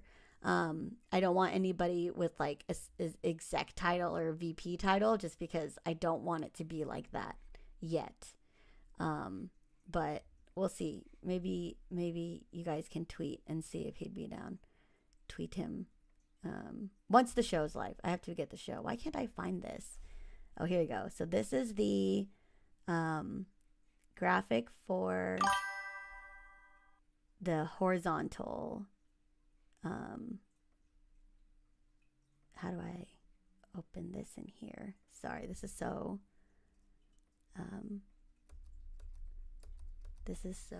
ghetto. So that's the background. I didn't want that one. And these are I really want to pin that message from Bomb Jack. What did he say? I can't see it. I'm not going to read it on stream. Oh, what is it? I make sure I always say please and thank you to the AI because it ruins the environment. No, it costs. Oh, I have a VP title. Very penis. You are very penis. Okay, so here's the style of the graphic. So it's like a VHS tape, and I like this because when I look back at my old like videos, like I have my old burnt matches video, like it looks like I recorded it on a fucking potato. Like it's so old, and I don't know what is older than a VHS. So here's like the bars. You see how they're kind of glowing. So this is what I'm gonna work on tonight. I'm gonna put together the overlays and the graphics, and here's the vertical version. It is like this. So it's super cool. This will be the TikTok and portrait mode. So if you guys are watching portrait mode, I see you. I'm not going to leave you hanging. You guys get all these scenes as well, and this will be what the podcast will look like. So I'm very excited to be doing it. Okay, it is 11. I'm going to say goodnight. We had a pretty long stream. We had almost 4 hours. I'm finding that like 2 hours is not enough for the Friday, Saturday, like weekend streams, because this is where I usually get like I have everybody in here, even in TikTok, like there was a lot of activity. So for the weekends, I'll try to go longer because I can, and then during the weekdays, we'll go a little bit shorter. If I do end up doing the podcast, I might not stream on Mondays or Tuesdays. If I do, I'm not committing to it. It'll just be a bonus so that I can prepare for the show every week. Because doing a show, like it's a lot of work, dude. All right. Let's say goodnight to everybody, starting with Twitter, because I don't know if this means that there are 11 people watching or there were 11 people who have watched. Yes, Lucas, I'm looking forward to it too. Please make sure you message me so I can talk to you about investing in some studios. For our YouTube, we have 9 viewers in the horizontal view, which was probably everybody in here. So thank you to Chris, who was in there. Lila, thank you for watching. If you're watching the recap, and A-Bear, I know you were there earlier. I don't know if you're there now. YouTube doesn't show me a live member lift. Blooded Fury, sorry you came late. Don't bring my people from Blizzard. They all hate on me. I don't care where you're from, man. Everyone who's ever made a game before, I feel like we're all on the same side. I don't care what game you've made. I don't care if it's a good game or a bad game. Like once you have crossed over and making the video game becomes the living, I think we're all the same size. So I'm inviting whoever wants to be on the show. Thanks for the stream. Thank you, Pixie, for always showing up. You did not show up late. You actually showed up perfectly on time. And then for TikTok, there's nobody in there because TikTok, like, they leave all the time. And Twitch, the big room here, there is Chris. Oh, I see you are not modded now. We have to fix that. G-Unit, Mesmer, Low Range, Lazy Lucas, Krillin. And for my mods, KF, Thank you, Ulti, for being on the call. Thank you, Nietzsche, for being the very first companion sprite. That was really fun.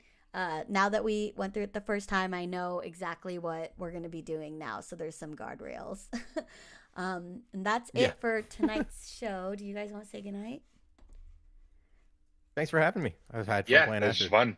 Cool. Thanks for making me mod finally. And let's stay. Wait, we'll do a raid. So I'm gonna stay for a little bit so we can hang out in the raid. Let me just see who's on because I've been promising people that I would raid them. So give me a second. Okay, if you're promising people, I won't find someone. No, because like usually they're on earlier, so I can't do it. But they're not on, so you can find someone. Or let me look. By the way, I know one time we were joking about going to that crazy old man's Stardew stream. I don't want to be embarrassed though, so we're not doing things like that. He's not streaming Stardew right now, anyways. Even if he was, I wouldn't want to. He's yeah, a big no, streamer, I know that's he? totally fine. Yeah. No, yeah. I'm sorry. Like he's a big streamer, isn't he? No, he's got like 8 viewers right now. Yeah. Okay. So, okay. Well, I want to do the small ones because they're more like we can talk to them a little bit more and they're not so distracted. So here's a first playthrough of Expanded. Let's do this. BS Spark. That's who you're gonna go. That's to? who I was thinking. Yeah. Right. I mean they've been live for 5 hours, so Dang. like that's the only. Yeah. So okay, like, let me just. But. Let me message. Sorry. What? Wait. Let me say. Raid incoming. All right, go. Let's do it. Go, Ulti. Thank you guys so much. See you in the raid. Bye. Okay.